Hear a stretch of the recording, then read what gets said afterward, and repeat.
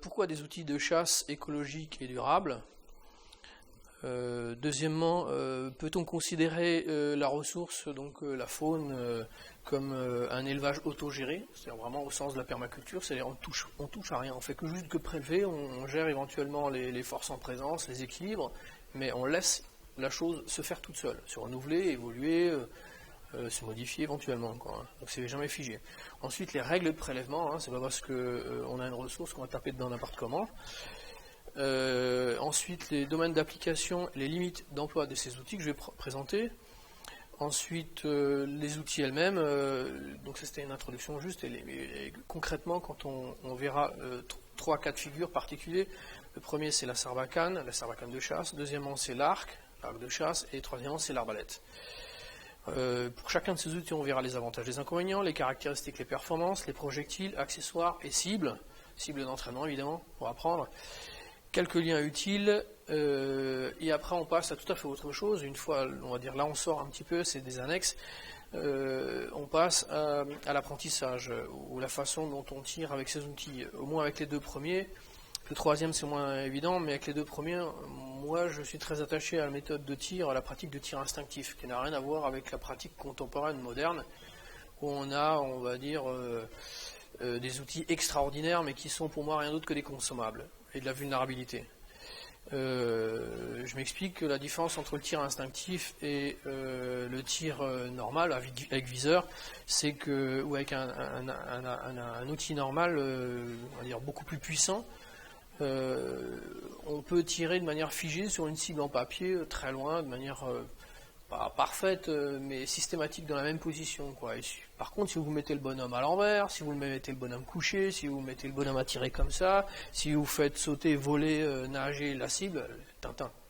Encore moins si vous la faites passer derrière des arbres, genre elle apparaît, elle disparaît, le mec il est là avec son viseur, où est-ce qu'elle est, c'est pas possible, quoi. Alors si vous lui demandez en plus de courir dans les taillis avec son espèce d'enclume, avec des compensateurs, des viseurs, des lasers et des tas de choses qui restent accrochées partout, hein, laissez tomber.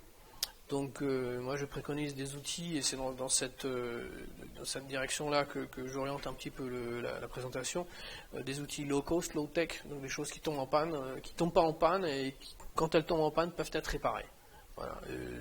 Et dans cette philosophie-là, pour moi, le tir instinctif se présente comme une évidence, évidemment, puisqu'on laisse le corps tirer, on ne tire pas soi-même, on n'a pas de viseur. Là où le regard se pose, la flèche se plante. Donc il suffit d'être calme, d'être, on va dire, dans de bonnes conditions, et ça marche relativement bien. Alors qu'avec une technique particulière, une position, toujours le pied droit devant, la main pas plus haut que le coude, et ainsi de suite, on n'en fait jamais, et c'est dans la réalité, on ne sait pas quoi en faire de ça. Enfin, sur le terrain. Voilà, donc le tir instinctif, c'est le côté plaisir de la chose, hein, c'est quelque chose de très très sympa, comme dit, qui peut être fait avec la sarbacane, avec l'arc, mais avec un arc à poulie. Hein. Après, on abordera aussi quelques autres techniques de chasse, toujours aussi peu légales d'ailleurs, hein, mais bon, qui sont pour moi écologiques pertinentes. Hein. Comme dit, la légalité ne m'intéresse pas du tout, pas ce soir, hein, au moins. Et donc c'est la pertinence écologique, hein, qui n'est pas du tout d'actualité en France. Hein, mais en Allemagne ça l'est, aux États-Unis oui, parce qu'en fait ils font fonctionner d'autrement, mais en France ça l'est pas du tout, quoi. Faut pas en parler.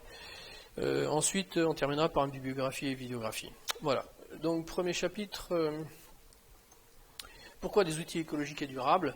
D'abord simplement parce que quand on arrive dans un environnement type forêt ou prairie, c'est pas vraiment le silence. Quand on regarde, on a des bruits de fond qui sont lointains, proches, on a des bruits de fond qui sont accidentels, une feuille qui tombe, un arbre qui s'écroule, ou une branche qui tombe avec le vent, mais la plupart des bruits sont des bruits on va dire, d'événements liés à la faune.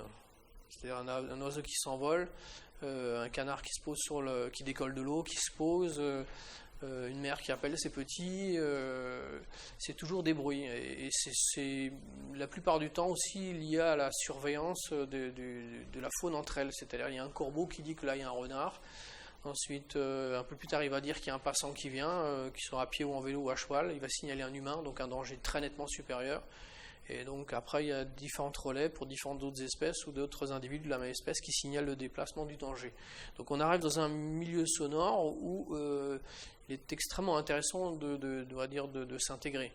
Et donc pour nous, on est tout à fait étranger à la méthode qui consiste à arriver avec des 4x4, avec des cordes de chasse à 15, avec des clébards qui gueulent dans tous les sens, et puis on rabat tout ce qu'on peut, quoi, touristes passants et gibier en même temps, quoi. Donc avec des panneaux de signalisation, ce genre de choses, des vestes fluo, ça n'a rien à voir avec la chasse, hein. C'est un peu comme les Américains qui faisaient le carpet bombing lors de la dernière guerre mondiale, quoi, hein, pour libérer un pays, ou l'Irak, hein, c'était pareil, on massacre tout le pays, et puis après on l'a libéré, quoi. Je me rappelle, les méthodes n'ont toujours pas changé, hein, depuis la dernière guerre mondiale, hein. En Irak c'était 260 000 morts, je crois, hein, pour la libération, hein. Les libérations de Saddam Hussein, quoi. Donc les méthodes sont toujours les mêmes. Pour la chasse, c'est pareil, hein. C'est le massacre à grande échelle, une déconnexion complète, on va dire, de la problématique humaine. Y a-t-il des humains, y a-t-il des femmes et des enfants qui n'ont pas soutenu Saddam Hussein? On s'en fout, on massacre tout, quoi. Donc la chasse en France, c'est un peu la même chose. C'est la grosse cavalerie. C'est pas ce que c'est. En tout cas, c'est pas la gestion du biotope. Et donc quand on regarde un petit peu termes d'environnement, qu'est-ce que ça peut vouloir dire de venir dans un contexte, de prélever, de regarder, de faire un peu attention, de ne pas faire fuir toutes les populations systématiquement, quoi, de ne pas gêner par exemple les oiseaux qui couvent. En fait, ça ne peut pas passer par des gros 4x4, des bandes de chiens, des clairons, des tirs à la canonnade dans tous les sens, quoi. C'est d'autres approches silencieuses. Voilà, la plupart de ces outils de chasse et de pêche, vous ne les entendez même pas. Il faut vraiment avoir l'oreille pour entendre un claquement de corde, surtout qu'il y a des éléments pour en plus insonoriser, quoi. L'arbalète, à la rigueur, vous l'entendez, c'est un petit claquement sec, mais les autres, il faut vraiment être bon pour entendre un tir à la sarbacane. Et voilà, donc l'intégration pour moi dans l'ambiance sonore est fondamentale. Quand vous voulez un petit peu regarder même sans voir les choses, vous pouvez entendre. Vous entendez déjà, tiens, j'ai été signalé par un jet, j'ai été signalé par une corneille, tiens, c'est trop tard, là il n'y a plus rien à faire, je suis déjà vu, quoi. Et voilà, donc la première chose c'est ça. La deuxième chose, c'est ne pas stresser la faune, évidemment, puisqu'elle a des cycles de reproduction. Si vous voulez qu'elle s'installe, qu'elle soit à l'aise et qu'elle n'ait pas systématiquement peur de l'humain qu'on envoie, je trouve que c'est bien de ne pas arriver et faire chaque fois une explosion, quoi. Chaque fois que vous voulez prélever une bestiole, vous tirez super fort, on vous entend dans toute la vallée. Ensuite, éviter la contamination de l'environnement avec le plomb. Je rappelle que le plomb, ça fait depuis l'âge du bronze qu'on sait que ça engendre le saturnisme. Ensuite, réduire de 99% les consommables et frais de fonctionnement. Attention, je le dis tout de suite pour ceux qui savent. Ceux qui ne savent pas, ils vont toujours bousiller des tas de flèches, un coup, une flèche tirée, une flèche cassée, quoi, hein. Donc il faut quand même être un petit peu à l'aise, avoir des habitudes pour pouvoir dire, moi mes flèches, je ne les bousille pas, et une flèche, ça se réutilise, hein. Une flèche, moi je dois remplacer, je ne sais pas, moi je ne sais plus de combien, 30 ou 50 flèches, et je dois remplacer 10 ou 15 flèches par an. C'est tout, quoi, hein. Donc c'est pas énorme. À l'arbalète, c'est autre chose. Mais donc on peut dire pour quelqu'un qui est à l'aise et qui tire pas dans les cailloux, que les flèches se réemploient presque systématiquement, quoi. Au moins les têtes, les empennages se récupèrent, les fûts ça peut se remplacer. Mais comme dit, les fûts ça se fait relativement facilement soi-même. Si on est un peu outillé. Sinon c'est une autre histoire. Donc soit on le voit du côté économique, c'est extrêmement économique, soit on le voit du côté fonctionnel, il n'y a pas de frais de fonctionnement. Ce sont des outils de chasse donc qui n'ont pas de coût d'entretien. Quasiment pas, à part les cordes, hein, ça ne s'use pas. Et ça c'est très intéressant quand vous partez de longues périodes, quand vous n'avez pas envie, vous dites vous avez une maison de vacances, vous partez en voyage, je sais pas où, vous n'êtes pas obligé d'emmener des caisses de munitions avec. Vous avez 2-3 bricoles, 2-3 outils, hein, comme ça, une empenneuse, et puis hop, c'est bon, vous faites vos flèches tout le temps, quoi, où vous êtes. Voilà. Et donc zéro coût de fonctionnement. Avec l'arbalète, comme dit, c'est un peu autre chose, mais avec les outils normaux, c'est tout à fait supportable. Ensuite, vous pouvez autoproduire vos projectiles. Alors là, c'est pour les radins, c'est pour les gens qui sont en site isolé, ou c'est pour ceux qui sont dans un mouvement survivaliste. Moi, j'y suis pas, hein. Voilà. proposer une alternative à l'élevage dans les zones à faible densité. Alors j'ai bien dit dans la faible densité, hein, aux États-Unis, en Amérique, ils peuvent proposer, dire aux gens, s'il y a une crise, vous vous débrouillez, vous allez dans le bush et puis vous mangez tout ce qu'il y a à manger. Dans les pays à forte densité, germanique, Allemagne, France un peu moins, mais là laissez tomber, quoi, hein, ça dure un mois, il n'y a plus rien à bouffer, quoi, hein.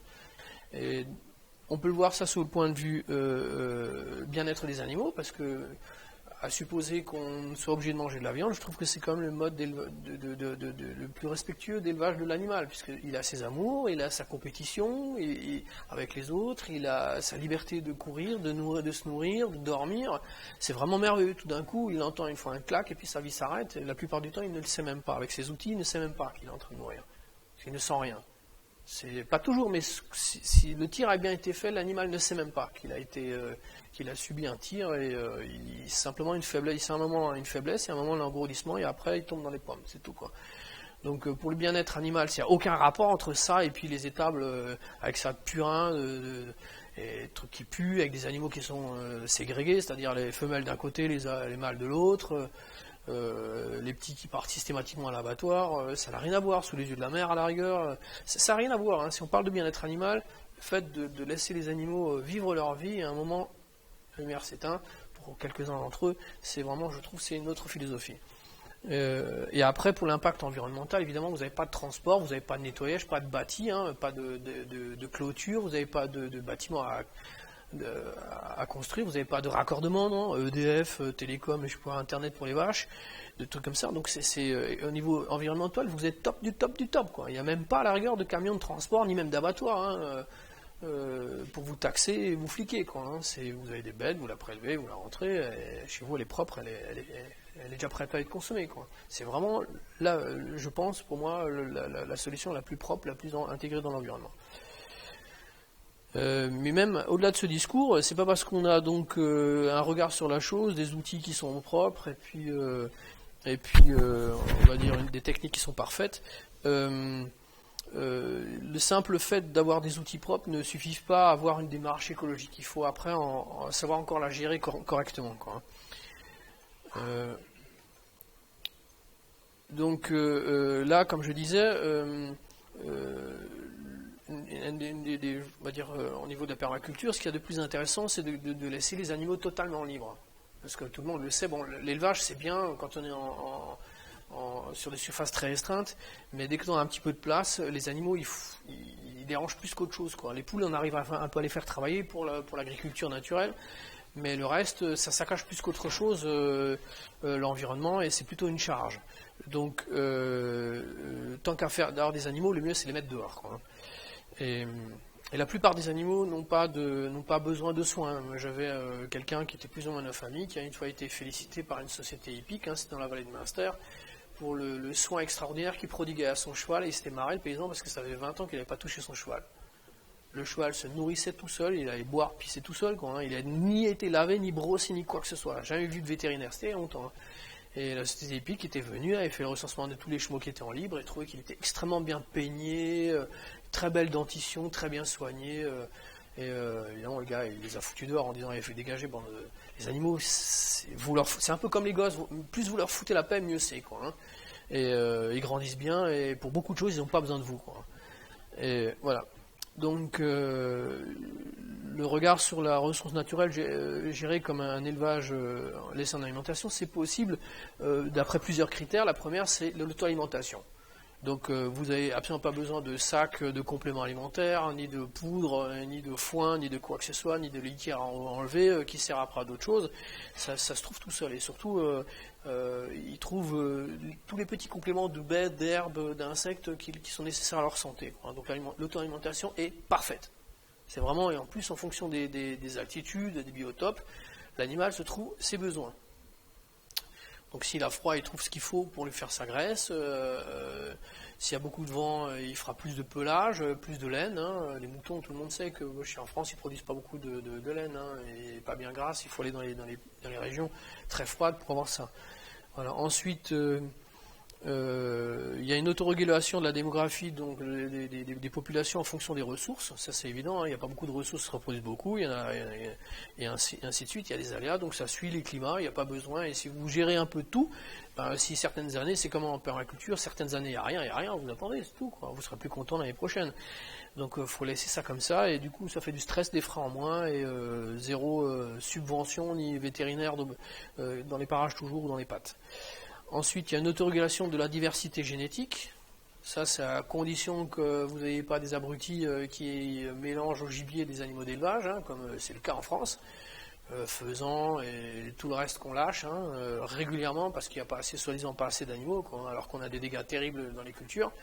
Ensuite, donc, on a une régulation de la diversité génétique toute seule, et il y a des migrations, il y a des populations qui naturellement sont migratoires, hein, chez les rapaces notamment, chez les canidés. Voilà. Donc la diversité génétique est très importante. Donc il faudrait, pour que ce soit possible, déjà enlever les chasseurs modernes, quoi. Enfin au moins ceux qu'on voit. Hein. Je pense que parmi les chasseurs, il y a plein de chasseurs qui ont conscience de ça et qui luttent et qui ne font pas ça. Moi j'en ai croisé qui étaient vraiment très pointus, très très très finaux, mais la plupart, c'est ce qu'on voit, c'est une histoire de viandard, quoi, hein. C'est rien d'autre que ça, quoi. Ensuite, l'autorégulation des épizooties, hein, donc on sait, si vous lisez un petit peu tous les scandales qui sont liés à la fièvre, la fièvre porcine, qui sont nés, qui ont été diffusés dans les élevages de 500 000 porcs, notamment au Mexique, hein, en Allemagne aussi, ils ont eu des problèmes avec ça. Vous n'arrêtez pas ça. N'arrêtez pas ces épizooties, donc le seul moyen, c'est de piquer et faire manger le maximum d'antibiotiques à toute la population animale, et tout le temps. Et donc, du coup, on a le lavage de cerveau qui fait dire aux agriculteurs et aux éleveurs, hein, notamment sur les forums, sur les sites internet des agriculteurs pollueurs, par exemple pleinchamp.com, vous avez régulièrement des agriculteurs qui disent mais mon petit gars, ça fait longtemps que on ne peut plus cultiver les plantes sans traiter et sans arroser tous les champs, quoi. J'ai vu ça, mais de toute façon, en faisant des recherches, vous les retrouvez, quoi. Et les éleveurs, c'est pareil, hein, on ne peut pas élever les animaux si on leur file pas tout le temps des antibiotiques. Oui, si on a des quantités complètement irraisonnables d'animaux, qui fait qu'on n'a aucune gestion naturelle, quoi. C'est pas possible. Ils ont absolument raison, quoi. On cultive la maladie et les catastrophes, hein. Mais là, l'intervention, elle est dans le champ inverse, c'est-à-dire dans quelles conditions faut-il se mettre pour ne pas avoir ces problèmes de maladies qui sont extrêmement graves. Donc, autorégulation des épizooties, adieu les vétérinaires. Alors, les conditions pour pouvoir se permettre ou envisager ce type on va dire, d'exploitation de la ressource, c'est premièrement la présence de prédateurs supérieurs. Là aussi, une fois de plus, bing! Première chose à faire, c'est enlever les chasseurs et le ministère de la Chasse, quoi, hein, puisqu'en fait, eux, en France, pour ça, il y a un lien que je mettrai à la fin, c'est donc une émission écolo qui a lieu régulièrement sur France Culture, qui traite des super prédateurs, et en l'occurrence ici du loup. C'est 45 minutes, c'est passionnant, ça vous explique la catastrophe française au niveau du loup. C'est à peu près comme le nucléaire, hein, c'est tout ce qu'il ne faut pas faire, on l'a fait. Et donc les loups, que ce soit avec les loups et les requins, on le sait très bien, hein, qu'il ne faut jamais les exterminer. Si vous les enlevez, les super prédateurs, vous avez beaucoup plus de problèmes qui sont insolubles à l'échelle humaine. Vous ne pouvez pas être derrière tous les rats, tous les prédateurs, ce qu'on appelle les nuisibles. C'est pas possible. C'est pas possible. Donc le seul moyen de le réguler, de laisser la nature se réguler, surtout ces animaux qui prolifèrent comme des dingues, hein, que sont les rongeurs, les cervidés et autres, c'est de laisser les super prédateurs. Ils n'attaquent pas les gros gibiers, ils attaquent les petits, les faibles, mais ça suffit. Et en général, c'est jamais au détriment des populations, les populations se développent d'autant mieux. Mais bon, il y a un mythe qu'on perpétue en tort, c'est que le chasseur a un rôle dans le biotope, ce qui est une connerie, c'est n'importe quoi, le chasseur n'a jamais eu de rôle. Il a modifié l'environnement, oui, on sait qu'aux États-Unis, avant le grand génocide, donc, les Amérindiens géraient, ils avaient modifié tout le paysage, parce qu'ils avaient exterminé les loups géants, ils avaient exterminé un certain nombre de grands bétadeurs qui les ravageaient, quoi. Mais ça allait encore, hein, et le reste, ils l'avaient laissé. Mais chez nous, on enlevait quasiment tous les super prédateurs, et d'où les emmerdes. Moi, je travaille régulièrement avec des cultivateurs, des agriculteurs, des forestiers. Ils ont les larmes aux yeux quand ils parlent des dégâts du gibier. Et c'est de pire en pire, hein. J'ai commencé il y a 10 ans à travailler avec l'environnement vraiment en contact direct avec des professionnels. Et maintenant, c'est la catastrophe. Et c'est la catastrophe de la catastrophe. La cause, c'est les chasseurs. Les chasseurs, ou plus exactement la chasse telle que c'est pratiqué. Alors, tous les chasseurs ne sont pas à mettre dans le sac, c'est sûr, mais la réglementation fait que c'est les plus riches, au moins en Alsace, qui chassent, et comme ils ont de l'argent, ils achètent le silence et ils font ce qu'ils veulent, c'est-à-dire ils font mal le boulot. Et conclusion, ils font pas leur plan de chasse et on a des dégâts, mais alors incroyables avec le gibier, quoi. Donc le problème, c'est pas les chasseurs, on va dire les facteurs humains, c'est les techniques, la façon dont c'est géré, quoi. Donc première chose, remettre les super prédateurs, le loup, le lynx aussi, hein, mais évidemment le renard. Le renard, c'est de loin le plus malin qu'il y a et le plus utile, quoi. Mais bon, comme il est facile à avoir, les mecs se font une joie de s'en servir pour s'entraîner, quoi. Comme tir, comme cible ou comme truc de chasse, quoi. Ensuite, la présence d'espèces endémiques de bonne qualité, génétique. Donc là aussi, on est loin de ce qui se passe, ce que j'ai évoqué avant, hein. Hors de question de ramener des espèces d'élevage, hein. Pour ceux qui sont dans l'apiculture, vous voyez très bien de quoi je parle. Ensuite, l'absence de barrières infranchissables entre populations, hein, ça c'est les autoroutes, les TGV et autres. On sait que les bassins de population s'appauvrissent et dégénèrent complètement quand elles sont enfermées. Et il ne suffit pas de mettre quelques corridors écologiques, des petits ponts, des ponts à gibier, des passerelles à gibier, ce genre de choses. Il faut beaucoup plus que ça, quoi. Mais bon, c'est pas le problème du ministère, le problème c'est ramener du fric, quoi. Donc il faut déjà, bien qu'ils travaillent dessus, hein, c'est des choses qui sont tout à fait soutenues par les environnementalistes, par plein de gens, hein, y compris dans les ministères, mais c'est fortement minoritaire. Mais il faut en parler, il faut taper encore sur la table, c'est des choses qui sont pas assez rabâchées. Ensuite, l'absence de grands élevages, j'ai déjà dit, hein, là on entend chaque fois qu'il y a une épidémie, on dit ouais, le gibier ou les espèces sauvages véhiculent les maladies. Non, c'est les maladies qui sont développées dans les élevages, et tant qu'il y a des salopes qui sortent des élevages, et c'est là où le gibier les transvase, quoi. Donc le problème, c'est pas le gibier, c'est les grands élevages, et de manière générale les élevages modernes, qui sont des cultures de maladies et on va dire de dégénérescence et de situations inacceptables, sanitaires. Voilà. Et en plus d'appauvrissement génétique. Donc dans ces conditions-là, vous pouvez envisager. Sinon, donc on en est loin dans beaucoup de cas, mais il y a beaucoup de régions où où tous ces facteurs sont réunis, où vous pouvez très bien envisager ce genre d'exploitation de la ressource. Les règles de prélèvement. Donc là, on arrive vraiment dans la chasse. Alors moi, là, j'ai simplement fait une récap de ce que je connais des récits d'Amérindiens, hein. Essentiellement d'Amérindiens, pas d'Amérique du Sud, surtout d'Amérique du Nord. Pas toutes, hein, parce que chaque population avait une ressource différente. Il y a des populations amérindiennes où ils avaient absolument pas de regard sur la ressource, il y en avait tellement, ils tiraient et puis c'est tout, quoi.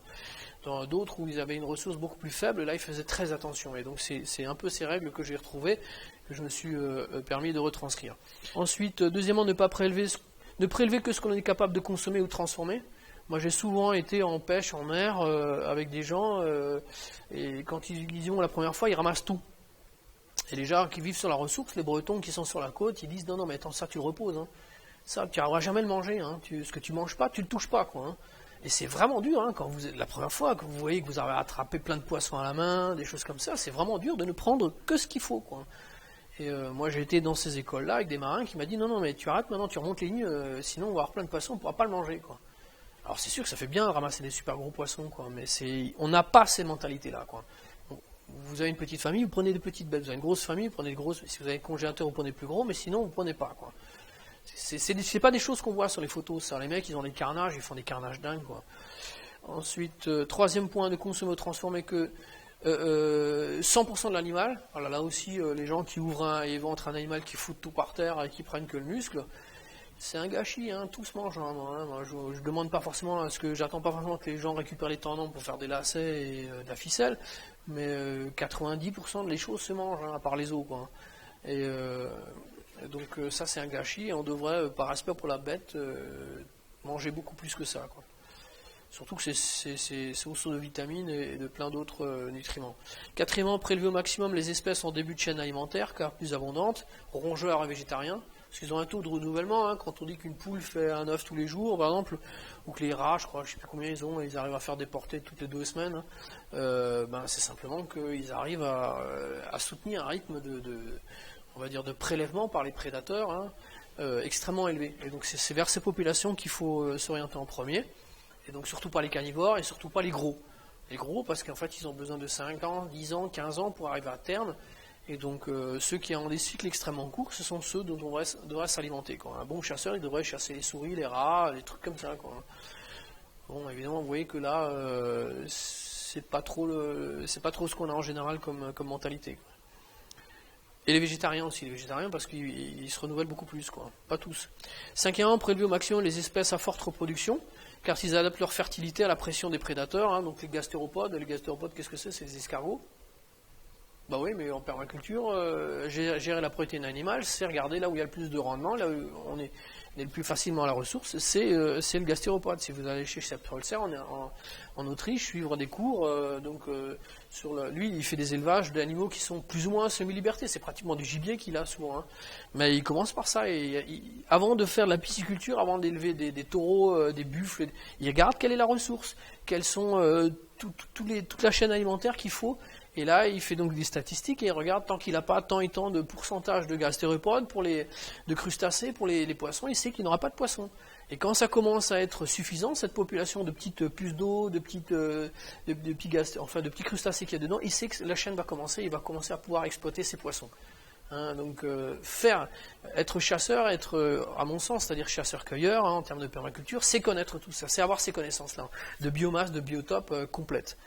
Et donc, si vous voulez prélever directement la ressource, là où elle est plus abondante, c'est gastéropodes. Arthropodes, c'est quoi? C'est les insectes et les crustacés d'eau.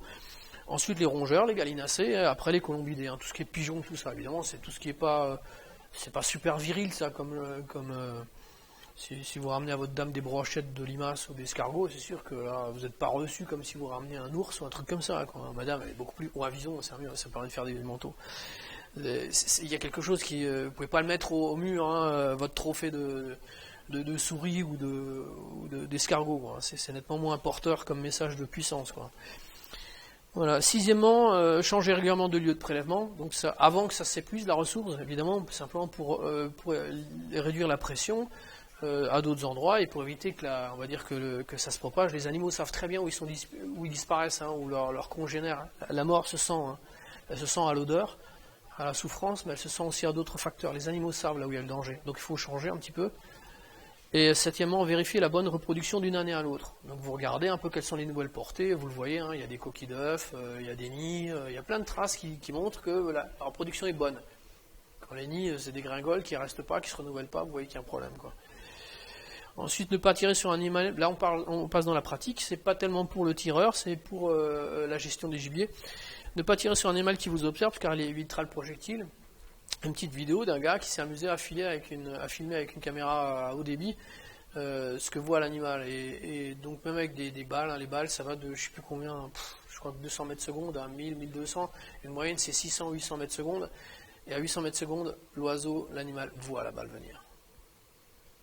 Très souvent, les petits notamment, ils ont le temps, on le voit, hein, sur le film, on voit la balle qui se rapproche et le gars il a le temps de s'enlever ou hop, de faire comme ça, quoi. Il n'y a pas que les toreros qui sont malins, hein, les piafs aussi des fois, hop, ils évitent la balle, quoi. Donc si à 800 mètres secondes, 900 mètres secondes, les animaux voient les balles, je peux vous dire avec des projectiles qui vont entre 40 à 100, 110, 120 mètres secondes, il faut être encore un plus malin, quoi. Donc là aussi, c'est comme aux arts martiaux, il faut connaître les faiblesses de l'adversaire pour pouvoir bien le coincer. Sinon, vous verrez, les animaux sautent les cordes, c'est-à-dire au moment où ils entendent le doing, ils sont partis, quoi.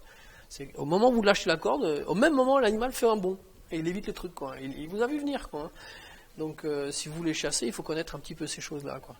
Donc, par définition, si l'animal vous voit, hein, avec l'œil de côté, ou s'il a 2 yeux de face, il vous voit de face, c'est cramé. Il faut attendre simplement qu'il vous oublie, qu'il ne vous identifie pas comme un danger, et qu'il continue à brouter ou qu'il regarde un autre bruit, quoi. Vers un autre bruit. Et là, vous le tirez, quoi. En gros, on ne regarde pas quand l'animal vous regarde, il est plus rapide que vous, quoi. Sachant qu'il est plus rapide que vous avez perdu, quoi. Donc c'est même pas la peine de tirer. Si vous tirez, le problème, et c'est pour ça que j'en parle, il sera blessé. Ou vous perdez votre projectile, ou l'animal sera meurtri, donc il va être gêné dans sa vie, sa reproduction, et il souffrira énormément. Et de toute façon, vous ne l'aurez pas. Parce que les parties vitales sont réduites par rapport à la globalité de la masse. Donc, 9e, on ne prélève que si on est sûr de tuer sous le coup par hémorragie. Hein, on verra juste après comment est-ce qu'on fait. Et si vous n'êtes pas sûr, exemple, si vous avez un animal qui bouge beaucoup, ou vous avez qu'une partie, il est visible par partie, et vous ne voyez pas forcément quelle partie, vous ne tirez pas. Hein, même si on crève la dalle, il y a des choses à ne pas faire. Vous ne l'aurez pas, il va partir, c'est tout, quoi. Et après, votre réputation, si ça se sait, et souvent les choses se savent, ça se retournera contre vous, hein, c'est pas des choses à faire. Moi, ma réputation, je m'en fous, hein, c'est simplement par respect pour la bête. Pour les petits animaux, on tire avec des petits objets, des petits projectiles. Hein. Pour Sarbacane, c'est des projectiles comme ça qui ont une tête lourde et donc qui sont assommés, ils sont arrêtés net, hein, les petites bêtes, hein, en visant la tête. Hein, c'est comme un choc opératoire, elle est assommée. Alors ça met quelques secondes, voire quelques minutes, après elle se réveille et elle repart. Hein. Donc ça vous permet de la prélever, de la choper. Ou alors, toujours avec le petit gibier, vous pouvez avoir des pointes de chasse performantes tout tranchantes. Vous prenez n'importe quelle pointe de chasse qui la coupe en deux, la bête, et là c'est dans la poche, quoi. Pour les gros animaux, vous ne pouvez pas jouer avec les transferts d'énergie ne sont pas suffisants, vous n'avez pas d'énergie cinétique avec ces appareils-là, donc il n'est pas question d'avoir une onde de choc, hein, comme c'est le cas avec les armes à feu. Vous ne pouvez pas tuer instantanément un animal. Donc on est obligé de l'immobiliser, donc de provoquer la mort par hémorragie. Et donc il faut connaître les endroits où il y a des hémorragies faciles et celles où il n'y en a quasiment jamais. Et avoir des outils en conséquence. Donc on a des pointes qui sont tranchantes. Attendez, je vais juste amener ça.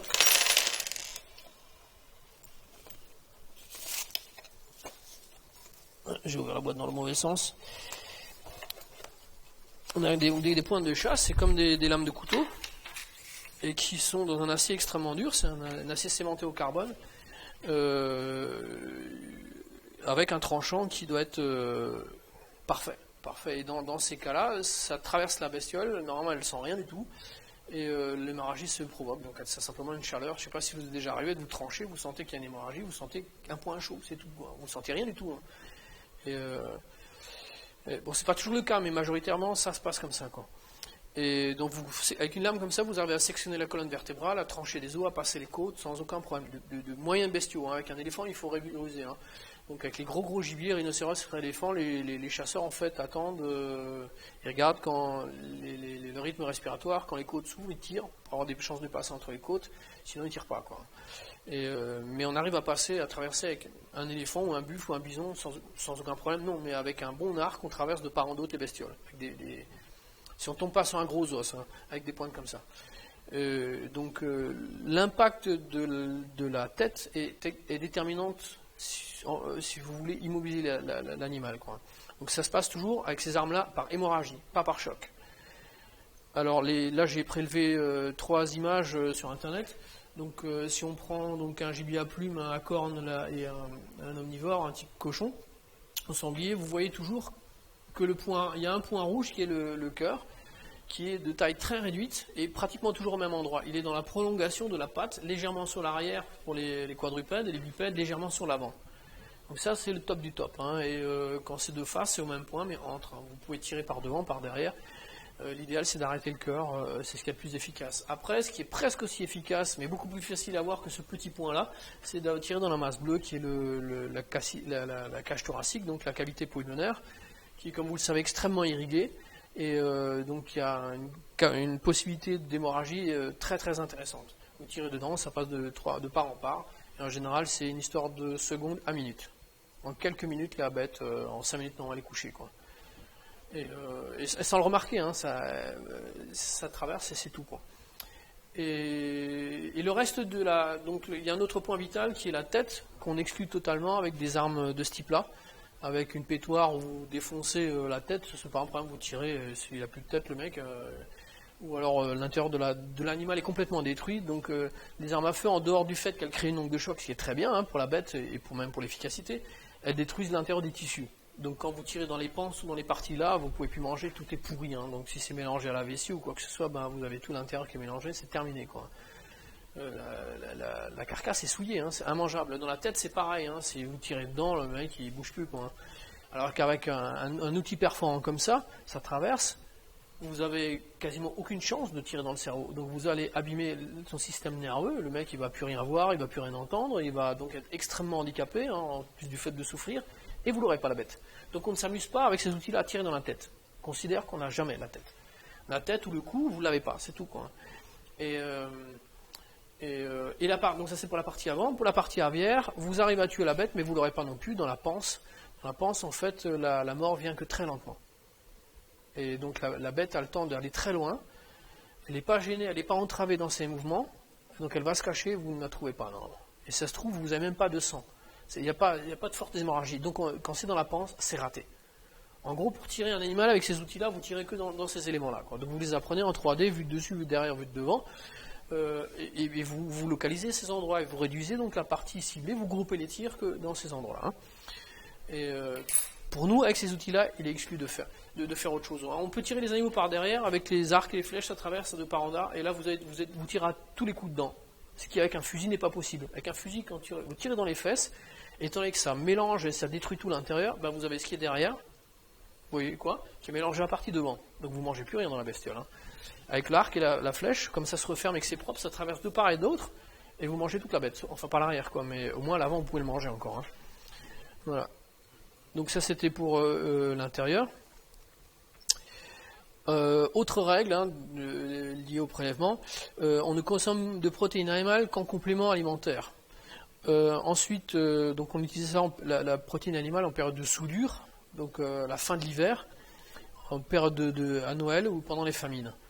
Ou pour les situations exceptionnelles, par exemple les mauvaises récoltes ou les banquets. Les banquets, quand vous avez 200 personnes à faire manger, vous n'avez pas forcément les céréales, les choux qui sont là ou les pommes. C'est comment faire des banquets pour 20 personnes. Le plus logique, c'est vous prenez un bœuf ou un cerf, vous les zigouillez, tout le monde a à manger. C'est une façon d'augmenter son stock de nourriture instantanément en prélevant qu'une grosse bête. C'est tout à fait logique. Ils font ça dans le Maghreb avec un chameau.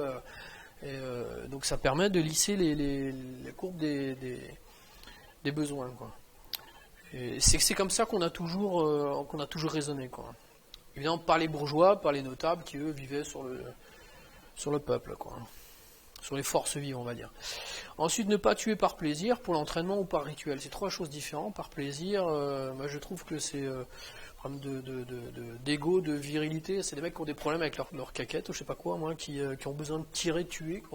Tirer non, mais tuer, surtout de s'en vanter. Ensuite, pour l'entraînement, je trouve ça, moi ça me dépasse qu'on zigouille des bestioles pour s'entraîner. Moi j'avais des cailles pendant longtemps, et donc les cailles partaient au bout de 2 ans parce qu'elles ont un instinct de migratoire, et elles étaient en libre parcours chez moi, et au bout de la 2e, 3e année, elles avaient besoin de migrer, de se reproduire. C'est des cailles adultes. Et donc j'étais régulièrement obligé d'en racheter. Et une fois j'avais demandé, mais qu'est-ce qui vous les achète les cailles? Et on m'a dit, c'est les chasseurs, ils les achètent pour régler le fusil. Donc ils prennent des cailles, ils les jettent dans l'air, vivantes, et ils tirent dessus. Ah ouais, il m'a réglé, il recommence, il la bouffe même pas la caille. Moi ça me dépasse qu'on peut s'utiliser comme ça, comme on utiliserait comme un mouchoir. Utiliser la vie pour ça, je trouve ça le comble de l'abrutissement. Ces gens ne méritent aucun respect. Aucun respect.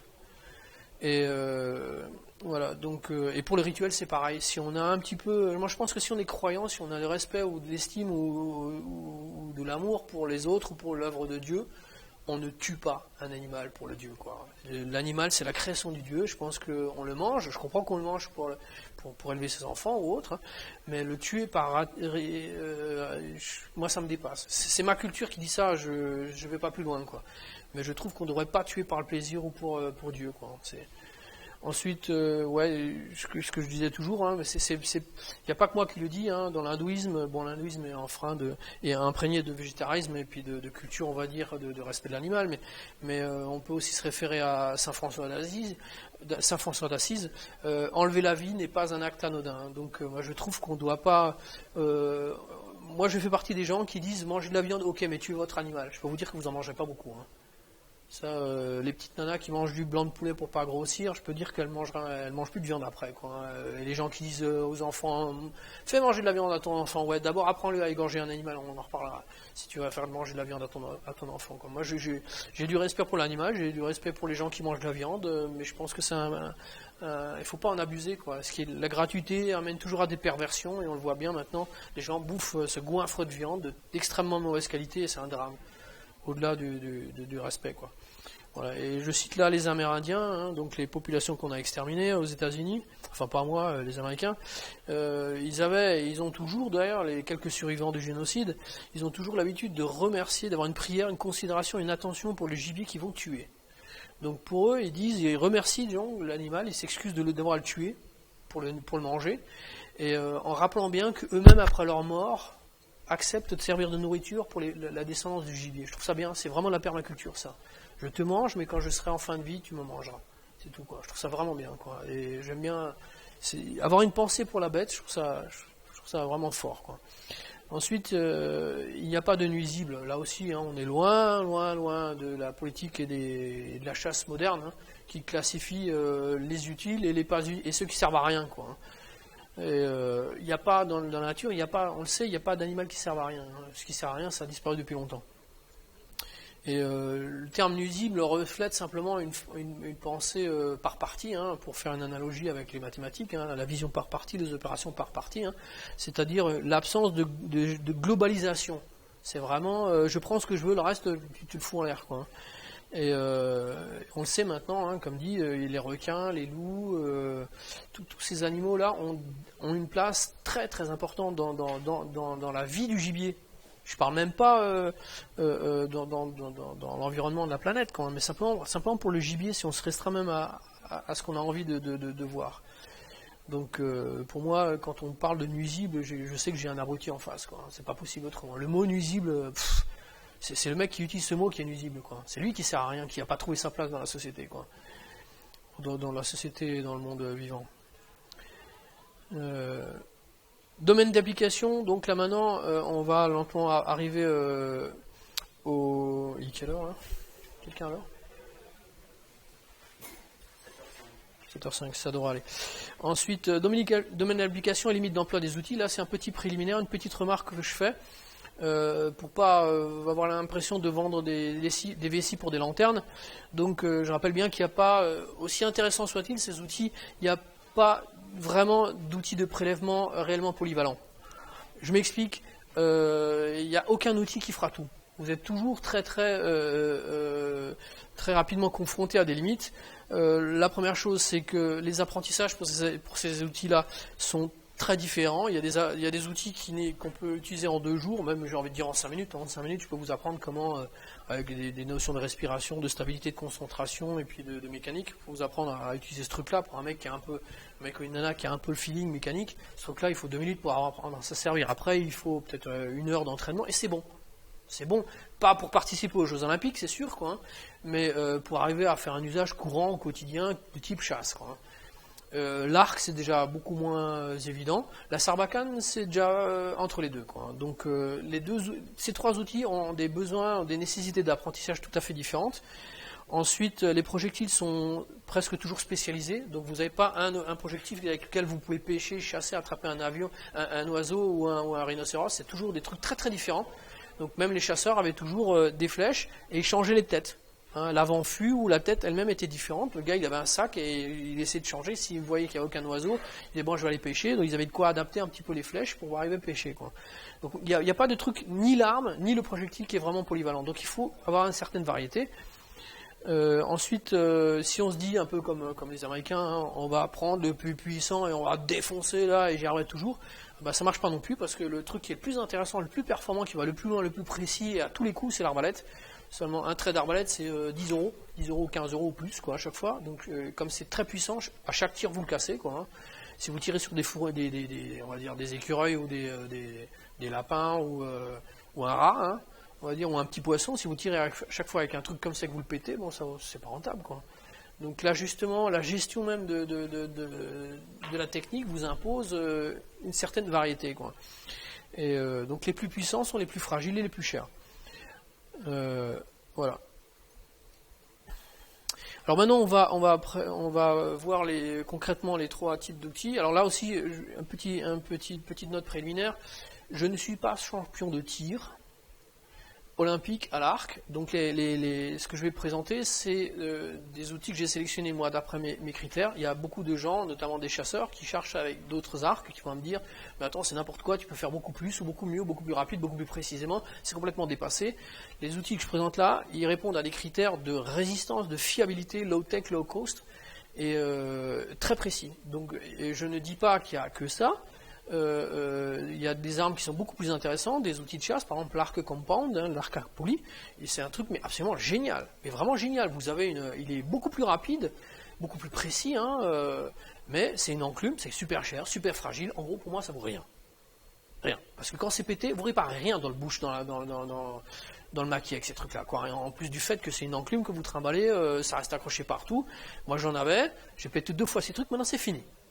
C'est fini parce que la saison, les voyages, l'été, c'est foutu. Hein. Quand il vous manque une poulie qui a pété, qui est restée accrochée, ou un câble qui disjoncte, et que le câble en question avec la poulie il vaut le tiers de l'appareil, hein, c'est 100-150 € chaque fois pour une pièce détachée, bah, fou, je sais pas moi.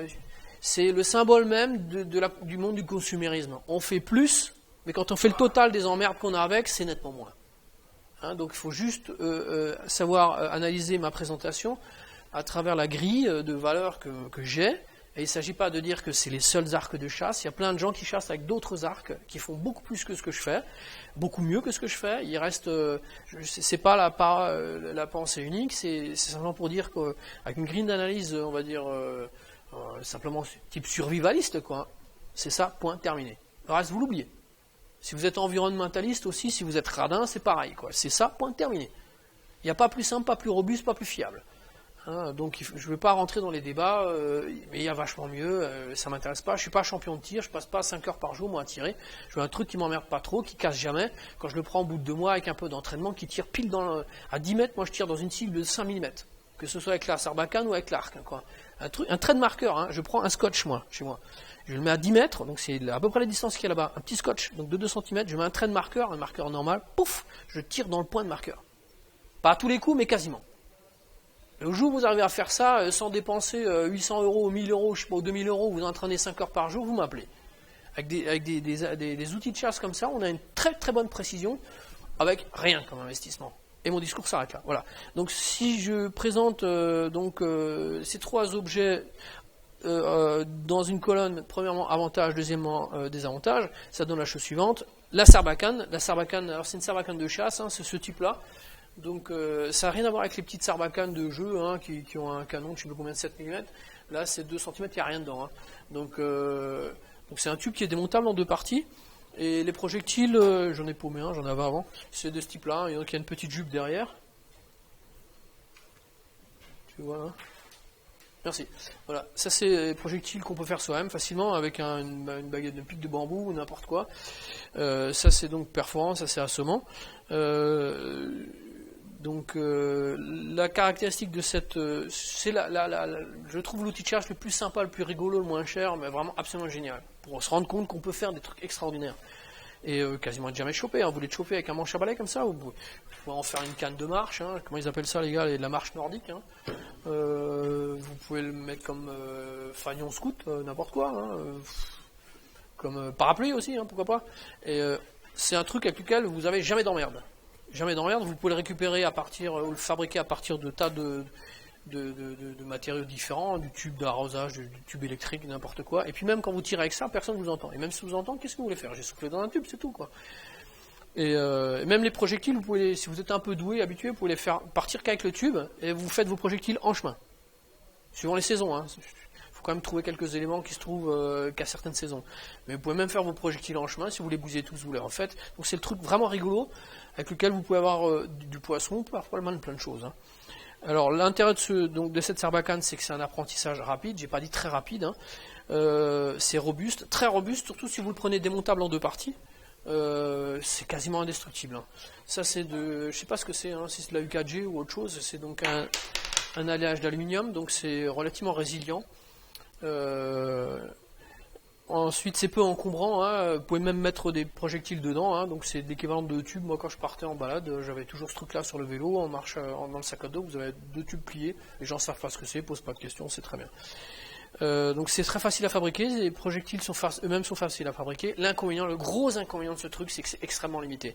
Vous avez que des très petites bestioles avec ça. Pourquoi? Parce que la quantité de mouvement, l'énergie transmise dans un objet comme ça est nulle. Donc le pouvoir de trancher, de créer une hémorragie est très faible. J'ai pas emmené de pointe tranchante, mais c'est très faible, quoi. Donc vous pouvez assommer des très petites bestioles, des volatiles, ça oui. En pleine tête, à fond la caisse, vous pouvez vous casser un petit doigt avec un truc comme ça, tranquillement, quoi.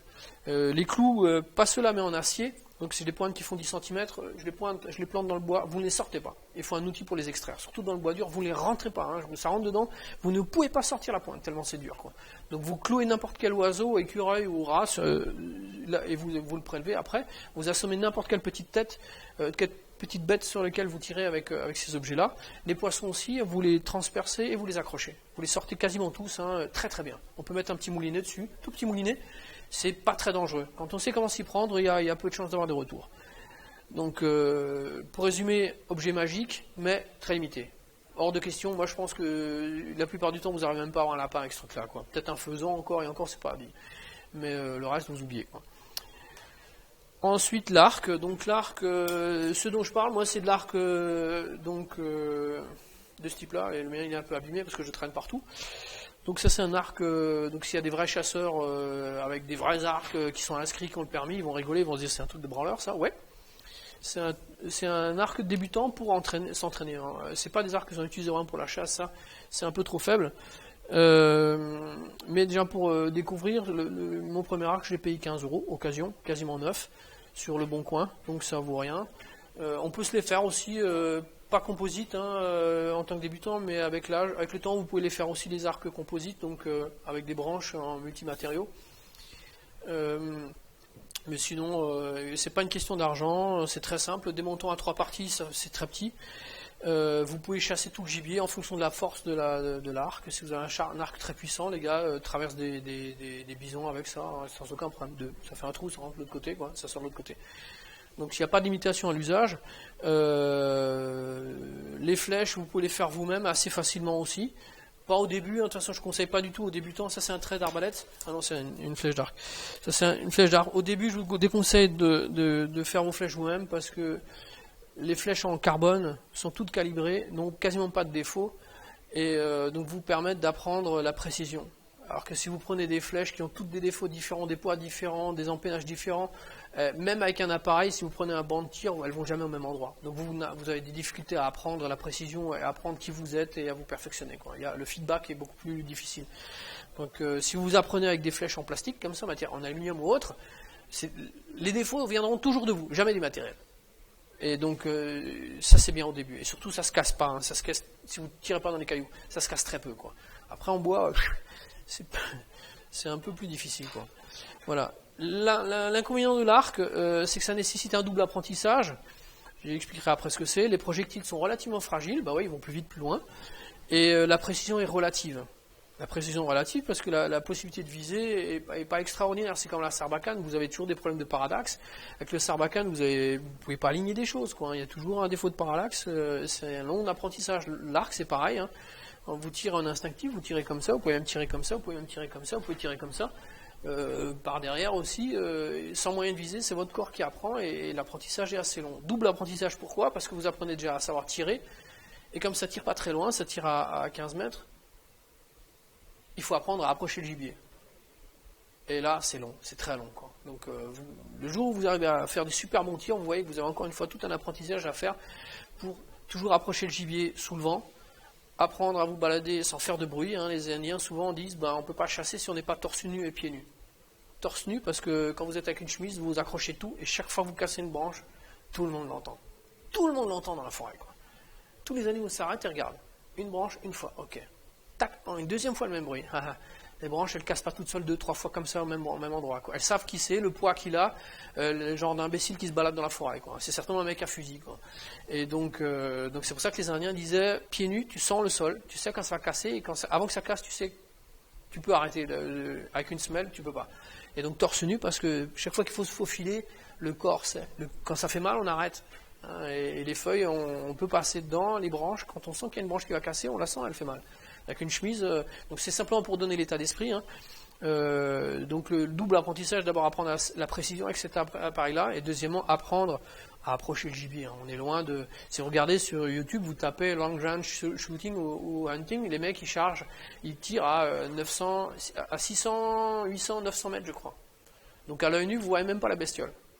Les gars, ils sont dans une vallée, de l'autre côté, avec une longue rue, là, il voit, il y a un point là-bas. Le mec, il s'assied tranquillement, il tire sa clope, il tire, paf, il tire la bestiole tombe, quoi. Après, il faut aller la chercher, la bestiole, quoi. Il tire à, je crois, 800 mètres sans aucun problème, hein. En pleine tête, hein. Donc avec ces appareils-là, c'est 15 mètres, 20 mètres, quoi. Je peux vous dire que la bestiole, elle vous voit venir, hein, avec vos gros sabots, hein. Et vraiment, elle a le temps de se barrer, de se marrer, quoi. Donc il faut vraiment ruser comme un sucre pour arriver à approcher les animaux, quoi. Avec ses arcs. Arc et arbalète. L'arbalète, ça c'est le truc le plus performant. Apprentissage super rapide. Il y a, je sais presque envie de dire, c'est pour les branleurs ça. Hein. Vous avez une lunette, dedans il y a une croix. C'est tout juste, il n'y a pas un petit son comme sur le GPS qui vous dit plus à droite, plus à gauche. Quoi, hein. C'est vraiment un truc pour blaireau. Quoi, hein. Donc il n'y a quasiment pas d'apprentissage là-dessus. Grande portée, évidemment ça ne fait pas autant qu'un fusil. Hein. Ça va jusqu'à, je ne sais plus combien, 100 mètres sans aucun problème. Et pas une souris à 100 mètres, mais vous pouvez avoir un animal un peu plus gros. Très grande précision par rapport aux autres, très grande puissance aussi. C'est tellement puissant que si vous ne faites pas gaffe, s'il n'y a pas des choses pour amortir derrière, vous défoncez tout. Il y a ce qu'on appelle le flambage, hein, donc du fût. Le fût s'écrase devant ou derrière, il est comprimé. En aluminium au moins. En carbone un peu moins, c'est différent. Il y a des flashs entre les fibres. Hein. C'est toujours ce qu'on appelle le flambage. Hein. Une compression trop forte, quoi. Et donc la très grande puissance c'est aussi un inconvénient. L'inconvénient c'est réservé aux moyens, au gros gibier, parce que sinon vous amortissez pas à la casse. Et surtout se trimballer avec une enclume comme ça, vous pouvez pas dire tiens je vais me balader un petit peu, aller dans la forêt, prendre en vélo, vous passez au supermarché avec ça discrètement attaché dans le dos, ça va pas quoi, hein. Ça se fait pas quoi, et surtout pas de nos jours quoi, hein. C'est le truc à pas faire quoi. Donc c'est bien, mais il faut vraiment que vous ayez la justification pour utiliser une enclume pareille, quoi. C'est encombrant, les projectiles sont fragiles, ça j'en ai parlé, quoi. Et ils sont longs à fabriquer parce qu'ils doivent être parfaits. Il faut une parfaite rectitude. Voilà.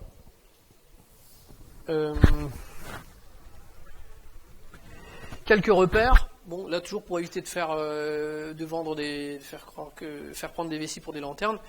Il y en a qui vont vous dire, oh, mais qu'un fusil, je suis vachement plus performant. Alors là, je donne économiquement et efficacement quelques repères. Le coût d'une flèche de chasse, que vous faites vous-même, ou que vous achetez, c'est à peu près... non, ça c'est acheté, hein, une flèche de base. C'est l'équivalent de 2 à 10 munitions. Donc, c'est bien si vous dites que vous utilisez une flèche comme ça pendant un an, que vous ne la cassez jamais, c'est très bien. Là, vous augmentez vachement le rapport, quoi. Mais si vous les cassez tout le temps, il faut savoir que si vous cassez 10 flèches, le mec, quand il aura tiré 10 balles, ça lui aura valu coûter 10 fois moins cher, quoi. C'est quand même un repère important. Les balles, suivant le calibre et le type, ça vaut quasiment rien, quoi. Ça pollue bien, ça on s'en fout, hein. Le ministère de la Chasse, ce problème, c'est pas la pollution, quoi. Ces outils-là sont récupérables pour lui aussi si vous les cassez, hein. Moi, je pars du principe qu'à terme, un gars, il fait ses flèches lui-même. Les têtes sont quasiment toujours récupérables, au moins un long cycle. Les empennages, on s'en fout. L'arrière, moi, j'en mets pas. Donc, il reste rien, quoi. Donc, ça peut se faire très facilement. Ensuite, le temps de fabrication d'une flèche en bois et en plume, il faut 2 heures. Donc, le mec qui dit, moi, je m'en fous, j'ai pas d'argent, je vais en faire plein. Doucement, quoi. Il faut au moins 10 ou 20 flèches pour partir à la chasse. Donc, il faut déjà se coller le boulot, quoi. Hein. Et quand on est équipé, hein. Quand on est équipé. Si on ne sait pas et si on n'a pas de forêt, là, c'est encore pire, quoi. Le temps de fabrication d'une pointe de sarbacane, c'est 10 minutes, entre 5 minutes et 10 minutes. Hein. J'ai fait une petite vidéo, vous pouvez le voir, hein, ça prend... Une fois que j'ai collecté les matériaux, ça doit faire 1 minute ou 2, quoi. Et les matériaux, vous pouvez les stocker chez vous, vous pouvez les regrouper quelque part si vous avez un territoire de chasse, vous pouvez mettre à des endroits des tas de matériaux, et quand vous voulez faire, vous allez récupérer toutes les plumes, toutes les fleurs que vous avez stockées là, et personne ne les mange. C'est des choses qui ne se dégradent pas. Donc ça peut prendre 1 minute ou 2, pas plus, quoi. Ensuite, le nombre moyen de projectiles qu'il faut par gibier prélevé. Attention, ça c'est pour quelqu'un qui sait chasser, dans un endroit où il y a quelque chose à chasser, quoi. Hein. Donc c'est aux États-Unis, en Russie, mais en France, suivant les départements, c'est pas du tout valable, quoi.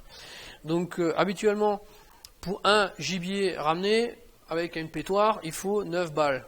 Avec un arc, il faut 8 flèches. En gros, c'est à peu près la même chose, quoi. Pas évident, hein. 9 flèches de tir et pas forcément de casser, quoi.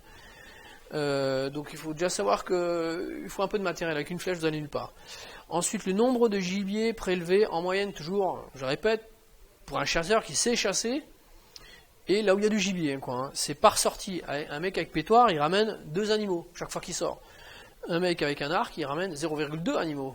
C'est pas évident, hein, si vous voulez briller auprès de votre belle, s'il faut sortir 5 fois pour ramener un lapin ou une souris ou un oiseau, c'est pas évident, hein, et c'est valable aussi en France, hein, même bien équipé. Hein.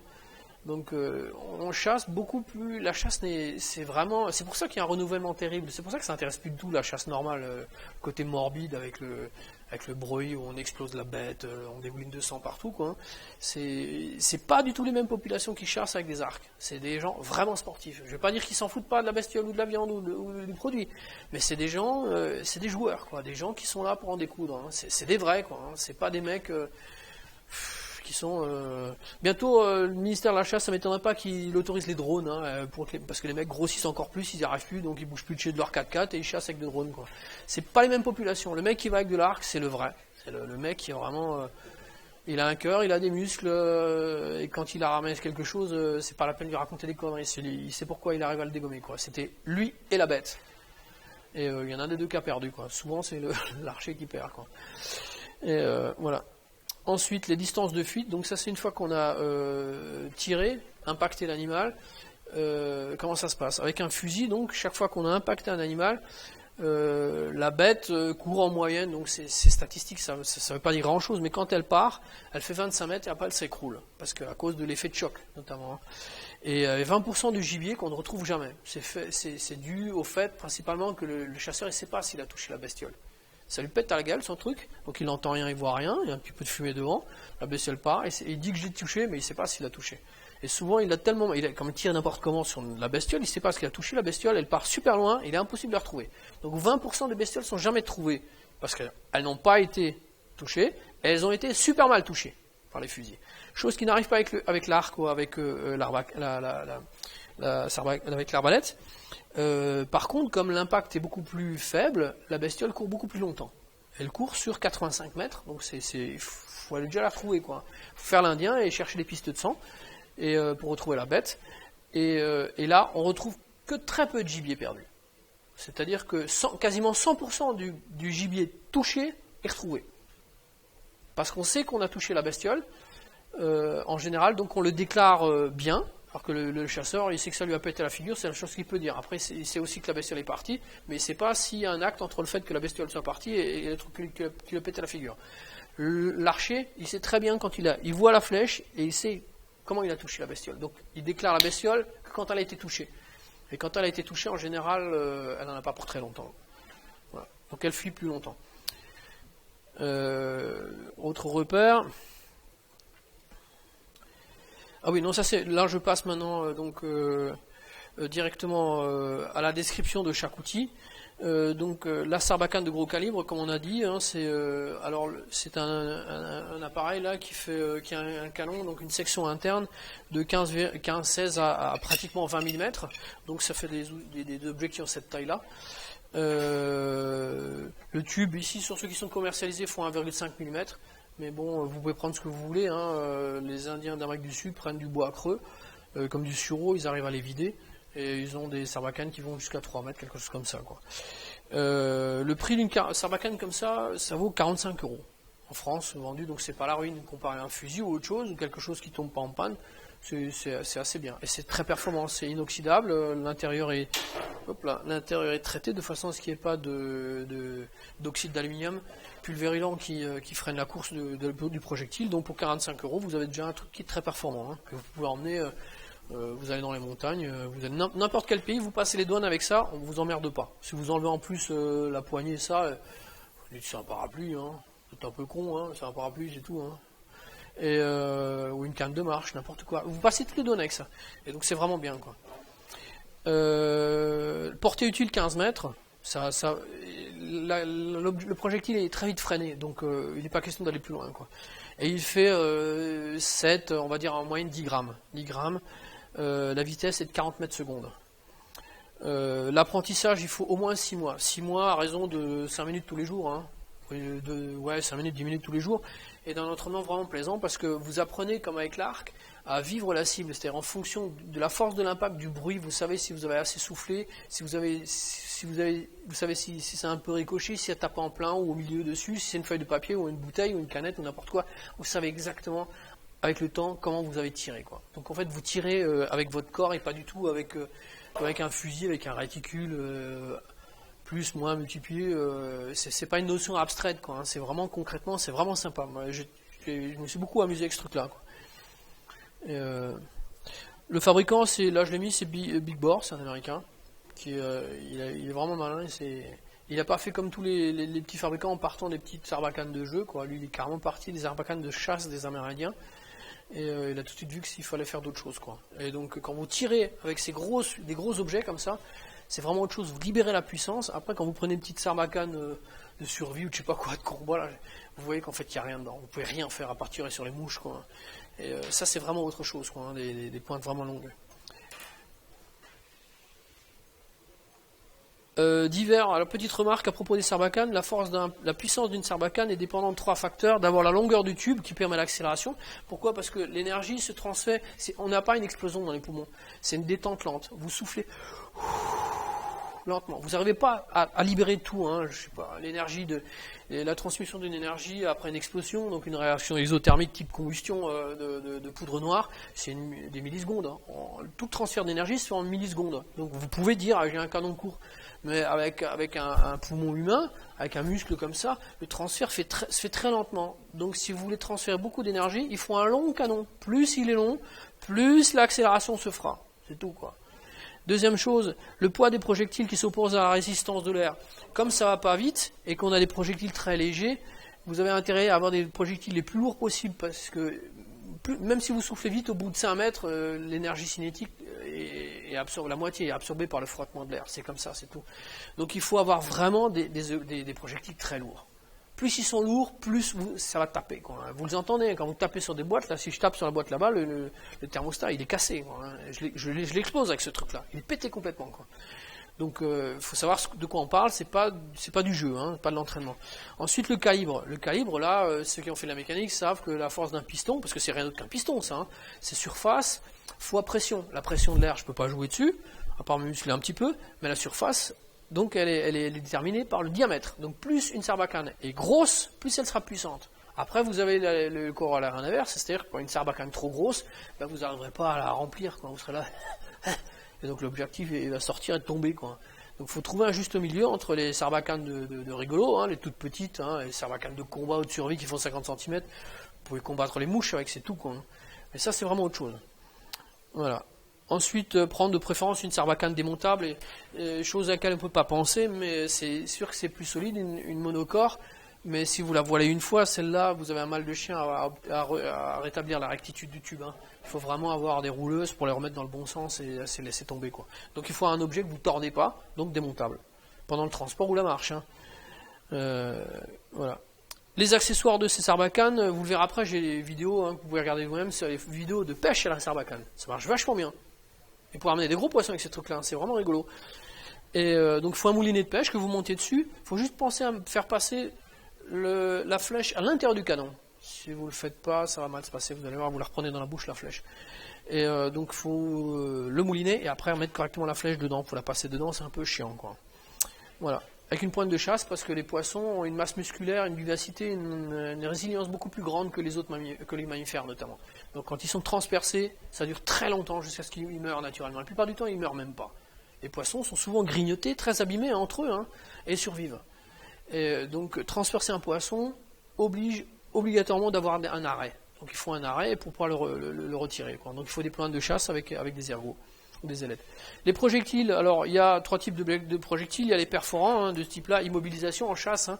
Donc ça, ce que je vous montre, ça peut être de l'entraînement, mais ça peut être valable aussi pour clouer les bestioles sur un tronc ou quelque chose comme ça, ou sur la terre, vous les immobilisez directement avec ça. Mais en tout cas, ça les tue pas, ça les tue jamais.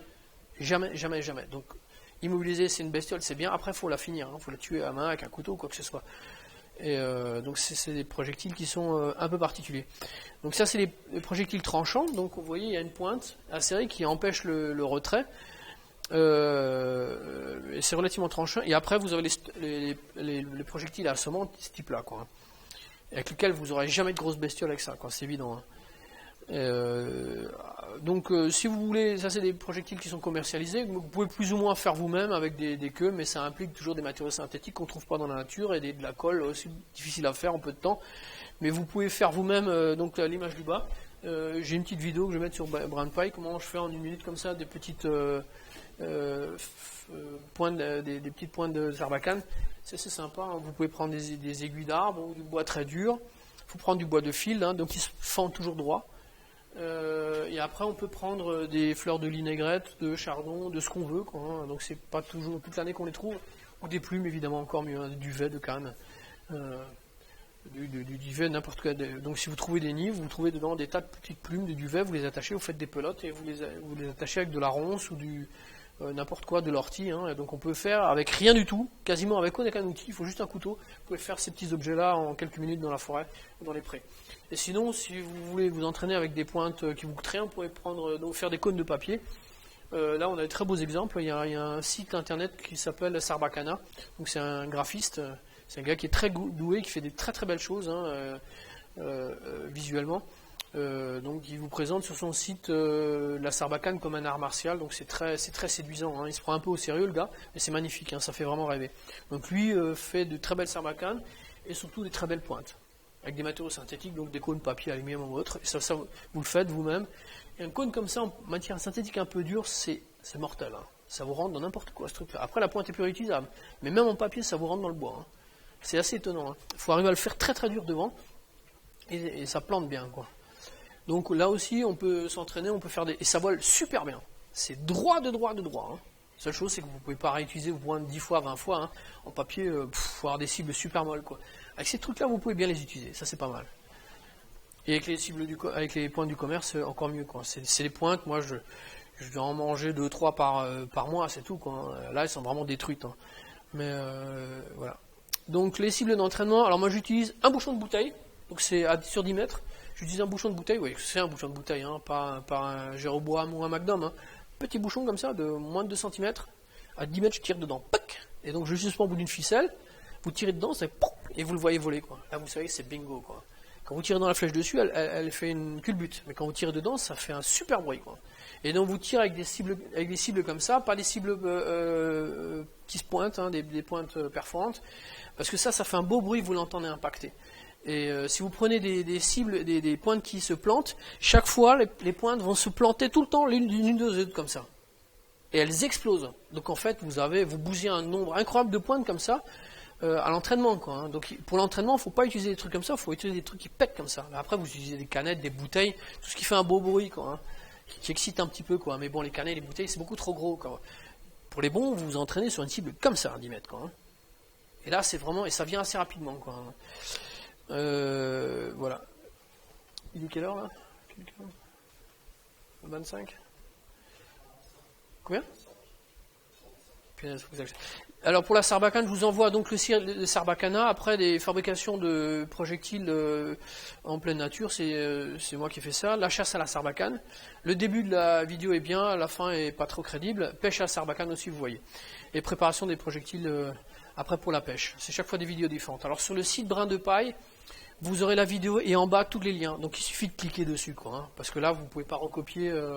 Et même si vous recopiez, vous allez tout le temps vous tromper, quoi. Et je les mets à jour, donc quand une vidéo disparaît, je la fais réapparaître. L'arc traditionnel, alors combien ça vaut? C'est l'arc de débutant, simple, basique, hein, le plus, on va dire le plus bête. Et en fait, moi je trouve un des plus performants. Pourquoi? En termes de performance prix service rendu, quoi. Et là on voit, c'est des matériaux synthétiques, donc qui sont relativement difficiles à abîmer, très stables hygrométriquement. Donc je vois pas pourquoi je mettrais un arc 100% en bois ou avec des matériaux naturels, alors que ça c'est super performant. Je les achète et je les revends souvent quand ils sont trop puissants ou pas assez puissants, ou quand c'est un gaucher après qui arrête, je me retrouve avec un arc. Ça se revend très facilement ces arcs-là, il n'y a que la corde qui change, hein. Donc un arc ça vaut 9, ça vaut, je sais plus, j'ai trouvé que ça valait 50 € ou 100 €. Donc vous avez un bel arc à vous, mais sinon occasion, j'en trouve sur le bon coin 15 €. J'en avais acheté un, je sais plus qui je l'ai revendu. Baran, hein, un bel arc en plus, mais il était droitier, hein. Et les projectiles font 30 grammes, vitesse 60 mètres secondes, donc c'est 50% de plus que la Sarbacane. C'est surtout que la flèche est beaucoup plus lourde. Donc là j'ai mis exprès plusieurs exemples d'arcs, hein. Il y a donc les arcs droits, après les arcs à double courbure, et après c'est les arcs mongols. Donc vous voyez de tailles différentes, ils ont chaque fois des propriétés différentes dans la précision du tir, dans la détente, dans la libération de l'énergie, dans la stabilité des matériaux aussi. C'est des arcs qui ont chaque fois des propriétés différentes. C'est des arcs simples toujours, hein. Je ne parle volontairement pas des arcs composites, qui sont d'après moi, c'est un truc génial, hein. Quand on a fait des études de physique, c'est fantastique les arcs à poulies. C'est vraiment beaucoup plus performant, mais beaucoup trop fragile. Ça ne m'intéresse pas du tout, donc. La portée c'est de 15 mètres, exceptionnellement 30 mètres. Alors, il y a des mecs qui tirent à 100 mètres, hein, des mecs aux Jeux Olympiques qui dépassent ces limites là. Mais en chasse, on n'est pas dans ce registre là. Il faut courir après les bestioles. Souvent, là, vous les avez au dernier moment, elles se planquent. On est dans un pays forestier. Si vous arrivez à 30 mètres, c'est déjà pas mal, quoi. En général, c'est 15 mètres. Apprentissage 1 an, et c'est extrêmement plaisant, on en parlera après. On trouve donc d'excellents arcs, j'en ai parlé. Les accessoires de l'arc sont le carquois, donc c'est un étui dans lequel on met toutes les flèches, que moi je conseille fourrer. Pourquoi? Parce que ça fait bling bling bling bling tout le temps, quoi. Les bestioles, elles vous repèrent à 500 mètres déjà. Et surtout les flèches s'abîment, les empennages, mais surtout les pointes. Les pointes doivent rester absolument tranchantes, et quand elles se frottent entre elles, vous n'avez plus de rasoir, hein. Ce truc-là, ça tranche comme un rasoir, quoi. Et à partir du moment où c'est plus tranchant comme un rasoir, c'est plus bon. Et donc il faut absolument que ce soit fourré ou compartimenté, voire les deux. Ensuite, un silencieux de corde, ce sont des petites touffes comme ça qu'on peut faire avec de la fourrure, des bandes de cuir, de la ficelle, là c'est de la laine. Ça vous absorbe tout le bruit de la corde quasiment. Pas la détente du bois, mais le bruit de la corde. C'est vraiment bien. Et donc même pour l'entraînement, vous apprenez à vivre le bruit de l'impact. Et là, c'est vraiment sympa, quoi. On n'entend pas quand ça tire. L'extracteur, parce que quand vous plantez des flèches dans le bois, ben, à la main, c'est foutu, hein. Et si vous y arrivez, la flèche, après, c'est elle qui est foutue, quoi. Un moulinet de pêche si vous pêchez. Pour ceux qui fabriquent leurs flèches, une empenneuse, un taille-fût, un coupe-plume, calébreuse, rabot à poignée. Un rabot à poignée, c'est ça vous sert à fabriquer les fûts.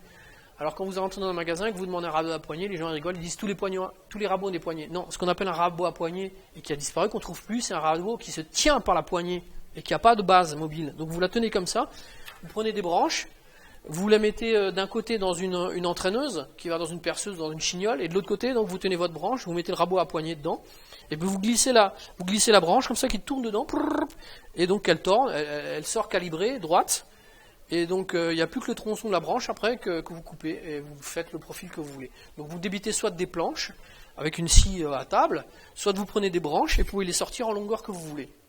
Donc c'est pas très facile les branches, hein. Le rendement n'est pas extraordinaire avec des branches, mais ça marche bien. Vous pouvez tourner, vous avez du bois lissé, écorcé, et après vous pouvez les travailler pour les affiner, hein. Et donc ça s'appelle un rabot à poignée. Donc c'est un modèle allemand, donc de très bonne qualité, hein. Il y a des modèles anglais, vous voyez tout de suite la différence de mentalité des gens, hein. Ça casse pas, ça dure un temps fou, il y a une précision extrême dedans, une lame qui est réglable dans tous les diamètres, toutes les positions, réaffûtable aussi, pas jetable. Bon, évidemment le prix c'est le prix allemand, pas le prix anglais, hein. Donc avec ça vous faites tout, hein. Il n'y a plus que la tête après qui reste un petit problème, parce que la tête elle est métallique, hein, la plupart du temps, et là il faut un ami qui fait des couteaux par exemple, ou une petite forge, quoi. Et, ensuite les accessoires de terrain sont les mêmes un petit peu que la sarbacane, donc il faut différentes... Ah oui, les accessoires de terrain c'est donc des consommables liés au fonctionnement interne, en plus des flèches. Donc il faut différentes pointes de flèches, parce qu'elles se pètent, elles ricochent, et puis en fonction du gibier il faut pouvoir les changer. Donc la pointe de flèche, sur les flèches comme ça, ou même sur les flèches de bois, elles sont démontables, hein. Vous les démoussez, vous les collez, vous les emmanchez, hein. C'est des emmanchements forcés dessus. Il y a différents types d'assemblage, donc il faut pouvoir adapter. Moi j'ai une petite boîte dans laquelle j'ai plein de pointes. Il faut avoir des rechanges pour les cordes. Les cordes s'abîment pas toujours, non, ça peut durer très longtemps les cordes. Il y a quelques petits trucs pour les faire durer, ça dure assez longtemps. Des plumes, les plumes c'est l'extrémité, hein, donc ce qu'on appelle l'empennage. Pouvoir changer régulièrement quand elles traversent surtout des bouts de bois durs, ben, tout l'arrière est arraché. Vous trouvez vos plumes enlevées et abîmées. Donc il faut pouvoir les remettre. Et sans empennage, il n'y a pas de rectitude de trajectoire. Et le camouflage pour l'arc, parce que souvent, et la tête votre tête, ça fait 10 000 ans que les gibiers ne peuvent pas la voir, donc il faut essayer de la maquiller, hein. Ceux qui ont des cheveux, ils la ramènent devant, moi j'y arrive plus. Donc il existe des cagoules de camouflage, ou de la peinture, ou n'importe quoi, de la suie, mais en fait il faut effacer complètement le visage de l'humain. C'est quelque chose que les animaux voient de très loin. L'arc aussi, mais bon, c'est un peu moins nécessaire, c'est surtout la tête Ensuite, il faut éviter, moi j'hésite toujours, hein, je l'ai toujours, éviter tout ce qui est fragile. C'est de la performance en plus, c'est sûr, hein, il y a des systèmes d'équilibrage, des compensateurs, il y a des déclencheurs, donc c'est une poignée avec une gâchette dedans, hein, c'est génial, hein, il n'y a plus besoin de se faire souffrir les doigts, mais quand ça pète ou que ça s'enraye, c'est à jeter, quoi, c'est tout, hein. Et les mecs ne savent pas les réparer, hein. La plupart du temps c'est jeter, il faut remplacer, quoi. Les brassards de visée, les systèmes, c'est pareil, les brassards. Alors quand on ne sait pas tirer, on tient l'arbre comme ça, l'arc comme ça, et on avance l'avant-bras. Et donc il y a un conflit. Quand on lâche la corde, il y a un raclement qui se produit là. Un bon tireur, il tire pas comme ça, il tire comme ça. C'est-à-dire qu'il dégage l'avant-bras de côté et il tient l'arc comme, on va dire, c'est pas un encastrement, c'est une liaison rotule. Et donc il libère complètement l'arc à la détente et même à la tenue normale. Et donc moi je dis que les brassards c'est fait pour ceux qui ne savent pas tirer, pour deux raisons. Déjà parce que ça absorbe de l'énergie, le frottement ici, ça fait super mal. Vous avez la peau là, hein, qui est toute rouge. Et elle est rouge parce que ça a vachement frotté. Donc vous absorbez de l'énergie, ça fait ça en moins dans la flèche. Donc vous avez une rectitude de flèche qui n'est pas du tout la même, parce que la flèche elle va aller plus ou moins droit en fonction de l'énergie qu'elle a, quoi, hein. Donc c'est super mauvais. Il faut toujours avoir la même allonge et jamais toucher le bras. La deuxième, c'est qu'en fonction de la force de frottement, vous déviez la trajectoire. Non seulement c'est donc une trajectoire qui n'est pas la même verticalement, mais aussi latéralement, quoi. Donc moi je dis, c'est les super mauvais qui mettent des brassards. Quand ça vous frotte le bras, c'est que vous avez fait le con. Pire, le jour où vous avez une veste, une chemise, le tissu avance, là ça enlève tout, quoi. Et donc il faut apprendre à tirer correctement, tirer en mettant le bras de côté comme ça, quoi. Et en liaison, oh merde, ça il faut jamais le faire. En liaison rotule, quoi. En liaison rotule, c'est-à-dire laisser partir comme ça. Voilà. Donc le brassard, il ne faut pas en mettre, il faut apprendre à tirer sans toucher, quoi. Les pointes de charge compliquées parce qu'elles ne durent pas, quoi. Il faut des trucs super, il faut des pointes qui résistent au tir sur le bois dur ou sur les cailloux, quoi. Ça déjà, ça tire la tronche, quoi, et on peut le redresser. Les autres, laissez tomber, quoi. Voilà, parce qu'on on trouve des pointes à 50 centimes, ça vaut rien du tout, quoi. Donc là, j'en ai déjà parlé, les arcs à double courbure libèrent mieux l'énergie, ils sont démontables. Donc là, vous voyez ces arcs en 3 parties, là. C'est tout à fait, moi je l'ai transporté dans un tube avec des flèches, c'est tout à fait sympa, quoi. Vous n'avez pas de cloque aux mains, vous avez une bonne assise de la flèche. Voilà.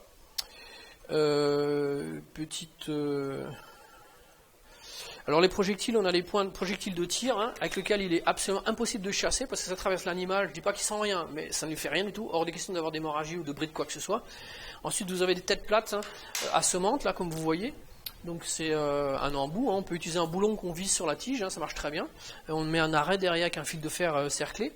Et après on a les flèches qui ont des accrocheurs comme ça dans les feuilles et les branches et les herbes. Ça vous évite que la flèche s'enfonce.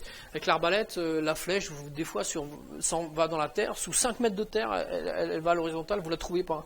Il faut des bêches et ratisser partout pour trouver les flèches, elles vont très très loin. Donc en fait il faut avoir des flèches avec des arrêts.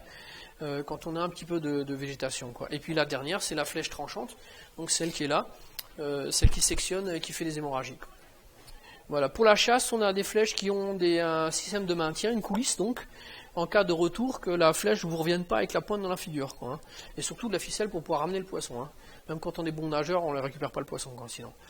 Et donc la flèche a 2 barbes et si possible en matériau inox. Quand vous tirez avec des flèches en alu ou des flèches basiques, même avec des plaintes en ferraille, les pointes reviennent toutes corrodées. Moi j'ai plein de flèches que je ne peux plus utiliser, elles sont complètement corrodées, quoi.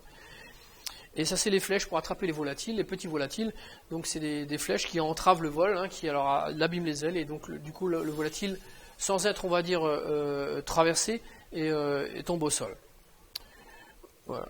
Ensuite, les petites remarques aussi, le fût fait voler la flèche, et c'est seulement la pointe qui la tue, hein. Donc c'était pour rappeler qu'avec ces flèches-là, on ne tue jamais on ne s'amuse pas à tirer sur un animal.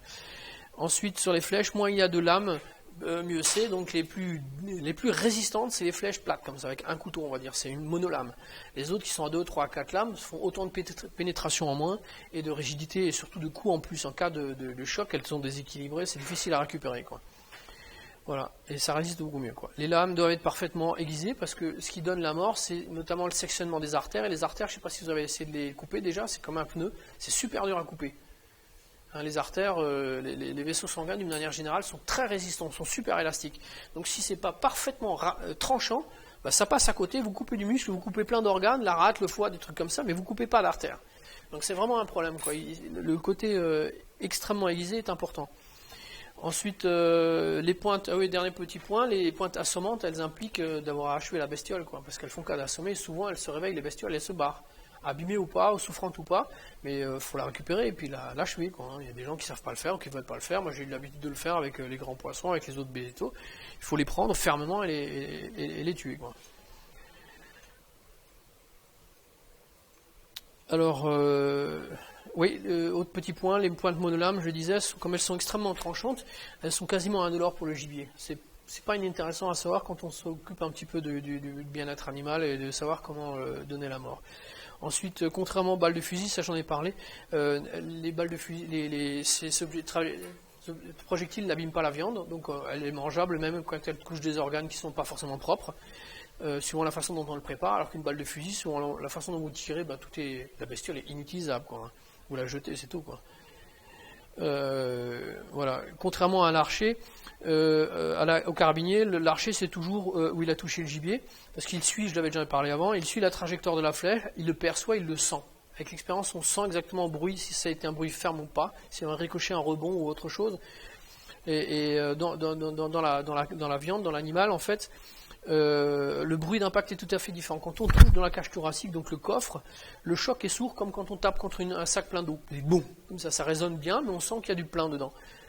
Ensuite, quand on touche un os, on sent l'impact, ça claque comme un fouet, quand on le sectionne ou que ça tape même contre. Hein. Quand c'est un muscle, c'est un bruit de déchirure, c'est pas du tout le même bruit. Et quand on tape dans la panse, ça fait pas de bruit ou quasiment pas de bruit. Là, c'est pas bon, très très mauvais signe, quoi. C'est plein de tissus qui sont peu structurés et peu fibreux. Voilà. Les cibles d'entraînement, alors moi je mets un sac dans lequel je mets des déchets de bûcheronnage, donc des bouts de bois, des écorces, des choses comme ça. Et en fonction de la force de l'arc, il faut tasser plus ou moins et surtout tasser régulièrement, sinon mais vous pouvez prendre un manteau, n'importe quoi, un pantalon, bourrer avec ce que vous voulez dedans. Comme ça se détruit et le emballage et le contenu, c'est intéressant de prendre des choses naturelles, quoi, et pas des mousses synthétiques qui s'abîment. Moi j'ai un gros sac comme ça que j'ai récupéré. Et je mets dedans du bois et c'est bien. Donc vous le videz, quand vous l'emmenez en voyage, vous emmenez juste le sac et c'est très résistant, quoi. Et c'est vraiment sympa un sac, vous pouvez le suspendre en l'air, même n'importe où, quoi. C'est tirer sur les souches, je le faisais aussi, tirer sur les souches qui sont bien pourries. Des fois ça se passe mal et vous laissez quand même, ça abîme un petit peu les flèches à la longue. Bien pour tir à l'arc, alors pour dimensionner ces arcs c'est important, parce qu'elles ont donc, il faut les adapter, les flèches aux arcs, mais les arcs aussi à votre puissance, à votre taille. Hein. Donc il faut avoir des petites notions de base. On ne tire pas avec n'importe quel arc, et avec chaque arc, il faut un type de flèche particulier. Donc il faut savoir les dimensionner. On n'a pas le temps de l'évoquer ici. Fabriquer ces fûts cylindriques à partir d'une planche ou d'un carré. Donc ça vous montre comment on utilise à partir d'un rabot à main. Comment on peut tourner ou extruder ou acheter aussi les rabots à main. Fabriquer ses pointes de chasse en métal. Et fabriquer entièrement ses flèches. Aussi comment avoir des arcs. Ah ouais, un arc pliable. Là, si vous regardez. Là, ici, il existe des arcs qui sont très intéressants, qui sont des arcs, vous voyez, dans un petit objet ici, j'ai un arc avec 1, 2, 3, 4 flèches dessus, la corde et tout les nécessaires pour transporter. C'est quand même pas mal. Donc ce sont des flèches, par exemple ici j'en ai mis juste une, des flèches qui sont démontables en 2 parties. Et l'arc, corps en aluminium, branche en fibre de verre, vous voyez, en 2 secondes je l'ai verrouillé, je le mets ici, je mets la corde, clac, clac, j'ai un arc. Il faut même pas 1 minute pour monter 1 ou 2 flèches et monter un arc complet qui sinon lui aussi est relativement discret. Ça, la plupart des gens ne savent pas ce que c'est. Hein. Vous pouvez raconter que je sais pas ce que c'est un truc pour, je sais pas, chercher des racines dans la terre, quoi. Hein. Et donc ça c'est pas un arc officiellement, c'est vraiment pratique. Des flèches, là par contre c'est indéniable que c'est des flèches d'arc, quoi. Mais ça prend pas de place, c'est extrêmement robuste. Inconvénient c'est que ça coûte un peu cher. Mais c'est un arc qui est vraiment bien. Alors si ça vous intéresse, il faut absolument ajuster la puissance de cet arc. Pour les débutants, il ne faut pas prendre trop puissant. Et il faut penser à prendre des flèches. Parce que l'arc lui-même n'est pas très grand, mais les flèches, elles ne sont pas démontables. C'est grand comme ça, c'est chiant, quoi. Et dans le transport, c'est là où elles s'abîment, les flèches. Et les flèches abîmées. La flèche est beaucoup plus difficile, je trouve, à faire ou à transporter ou à gérer que l'arc lui-même. Alors après je mets des scènes de chasse à l'arc, elles sont très très belles je trouve, mais bon c'est des scènes de chasse, hein. Et des scènes de pêche aussi à l'arc, et une vidéo sur le tir instinctif dont on parlera après. Voilà. La littérature, alors il y a un livre historique qui est très bien parce qu'il vous montre un petit peu comment on faisait de l'arc quand on n'avait rien du tout, donc à partir de tous les matériaux qu'on trouve. C'est un petit livre. Et en plus, c'est un livre qui a été fait sur la vie d'un Indien, le dernier Yahoo qu'on a trouvé. Ça a été fait à une autre époque où on considérait ces populations comme des débiles mentaux et des primitifs, quoi, hein. C'est des choses qui sont un peu difficiles à lire, hein. Le vocabulaire employé est extrêmement méprisant et prétentieux, hein. Mais c'était l'époque. Sinon, il y a un livre qui est très complet, beaucoup plus moderne, qui évoque tous les côtés de la chasse, le maintien, l'entretien, les technologies, les matériels, les situations auxquelles on est confronté, qui est le livre de Lecaille et Menu. qu'on trouve plus qu'à occasion, mais il se trouve encore. Il est très bien. Et après, dernièrement, le zen dans l'art de chevaleresque de tir à l'arc, ça c'est pour ceux qui s'intéressent plutôt à la philosophie de l'action. Voilà. Ensuite, on a l'arbalète à poulie. Alors l'arbalète à poulie, on va le faire très rapidement, c'est un appareil. Donc là, c'est un tout petit. Une toute petite, j'en avais plusieurs. Hein. Ça, c'est du matériel qui est très moderne, très très bien. Depuis que ça a été autorisé comme outil de chasse, on a enfin du matériel qui est sérieux. Moi, le premier matériel que j'avais, c'était une arbalète anglaise. Je l'avais pas vers toi. C'était comme beaucoup de matériel anglais, c'est une merde sans nom. Quoi, hein. C'est un truc qu'on se demande si le mec il a un cerveau quand il fabrique ça, tellement c'est mal fabriqué. Mais ça tire à peu près droit. C'est robuste. Heureusement, on les trouve plus tellement. Là, on a vraiment une qualité de finition, des ajustements, des assemblages, une usure, une démontabilité qui est vraiment, vraiment bien pensée. Hein. C'est plus le même monde. Hein. Par contre, ça vaut un peu cher. Les arbalètes, comme j'avais encore il y a 20-25 ans, moi maintenant, on en trouve au casse pour 30 €. Des arbalètes à poulie, donc toujours avec une démultiplication et une puissance très, très importante. Pour 30 € une arbalète comme ça, c'est vraiment bien, hein. Entièrement en aluminium. Hein. Celle-là, elle vaut beaucoup plus cher. Elle est commercialisée à 700-800 € hein, à Strasbourg. Hein, vous pouvez la trouver. C'est une très très belle machine. Elle est petite et légère. Et alors, elle tire des projectiles de 27 grammes, donc c'est la même chose qu'un arc en gros, un tout petit peu plus lourd, je crois. Hein. Les fûts sont plus rigides. Vitesse 115 mètres secondes, donc deux fois plus rapide qu'un arc sans poulie. Donc la vitesse et l'énergie cinétique sont pas du tout les mêmes. L'énergie cinétique et la vitesse, donc le temps de perception de réaction du gibier est vraiment différent. Portée de 20 mètres à 150 mètres, là c'est vraiment autre chose. 150 mètres, et avec une précision, avec la lunette, avec la mire que vous avez une précision absolue. Il n'y a aucune raison de vous planter avec ce truc-là. Quoi. Quand vous plantez, c'est chaque fois pour des problèmes de réglage, c'est tout. Quoi. Ça plante jamais ce truc-là. Quoi. Apprentissage de jour, mais bon, ça peut être en 20 minutes pour quelqu'un qui est habitué. Les accessoires, pareil que l'arc, vous pouvez pêcher avec, du gros ou pas du gros, donc il y a des moulinets qui se montent dessus. Les cibles d'entraînement, moi, depuis que je suis gosse, j'empile des annuaires téléphoniques, vous les coincez entre deux planches, vous les cerclez, hein, donc il faut mouiller les cordes à fond, les vriller bien, et au séchage, vous avez une enclume comme ça que vous baladez toujours avec vous, sinon vous ruinez en termes de consommables, hein. Vous pétez ces trucs-là, mais une vitesse dingue. Donc il faut toujours tirer à d'autres endroits sur la cible, il faut mettre plein de petites cibles. Si vous tirez toujours sur la même, les flèches se plantent les unes dans les autres comme ça, hein. Ça arrive tout le temps ça, elles se plantent les unes dans les autres, donc elles se défoncent le cul quoi. Hein. Et après c'est foutu, il n'y a rien à faire quoi. Hein. Donc il faut mettre sur une cible plein de petites cibles. Ça a une précision, on va dire c'est du centimètre hein, à chaque coup, hein, à 20 mètres, 30 mètres quoi, hein, pour même quelqu'un qui tire pas beaucoup. Donc c'est une grande. Et pour les sortir, il faut mettre un peu d'huile ou de savon, quoi, ou de vaseline. Voilà. Où trouver, on trouve, là j'ai déjà dit, du matériel comme ça, rudimentaire des premières générations, qui sont bien, hein, pour débuter c'est très bien. Des conseils de chasse de l'arbalète faits par un Canadien. Donc je rappelle qu'il est interdit de chasser avec ces trucs-là. Hein. Dans tout ce que je vous propose, tout est interdit, sauf la chasse à l'arc. À condition d'avoir le permis de chasse, de respecter les périodes de chasse, les gibiers, enfin tout ce qu'il faut, quoi. Hein. Et que vous ayez le matériel un petit peu. Mais on n'a pas le droit de chasser ni avec la sarbacane, ni avec l'arbalète, ni à la main, ni quoi que ce soit. Hein. Donc les conseils qui sont là, ils sont valables que dans les pays où on a le droit de chasser. Fabrication de maison d'une arbalète, ça vaut le coup de le regarder même si vous ne le fabriquez pas vous-même. C'est une arbalète qui est tout à fait performante. Hein. Voilà. Tir à longue distance sur l'arbalète, là aussi vous regardez la vidéo, c'est pas mal. Il faut avoir quelques notions quand même de balistique. Autre outil technique remarquable, donc là j'aborde d'autres techniques de chasse, puisqu'il n'y a pas que ce matériel, on va dire, lourd et un petit peu technique. Hein. La fronde. Donc la fronde, c'est dans certains pays du globe, on l'utilise encore beaucoup. Je sais qu'en Palestine, c'est une arme de destruction massive que les Palestiniens ont. On les voit souvent, les enfants qui jouent avec ça. Quoi, hein. Donc c'est très très utilisé. Mais le gros inconvénient, c'est qu'il faut un très long apprentissage. Sinon, c'est un outil magnifique parce que vous avez les projectiles partout. Il suffit de vous baisser et ramasser des cailloux. Et ça tombe pas en panne, vous avez juste un lien. C'est tout, quoi. Mais il faut un très long apprentissage. C'est pas n'importe qui arrive à dégommer un oiseau avec une fronde, quoi. On le voit souvent, les gosses qui arrivent, ils tirent n'importe quoi, même à 50 mètres, quoi, en pleine tête, paf. Mais c'est un long apprentissage. Le lance-pierre, alors le lance-pierre c'est génial, c'est là aussi, mais le problème c'est que vous pétez l'élastique, il n'y a pas d'élastique dans la nature, hein, surtout pas là où on n'a pas d'EVA. Et si vous êtes un peu pressé, c'est laisser tomber. Quand c'est abîmé, c'est foutu, c'est tout, quoi. Donc pour moi, c'est pas un outil de résilience ou vraiment bien. Ensuite, la chasse à l'épuisement. L'épuisement, c'est un truc absolument génial qui était pratiqué dans de nombreuses régions. Ceux qui ne me croient pas, je vous renvoie directement, il y a 2 vidéos à la fin. Une première qui explique le côté scientifique et après une illustration pratique.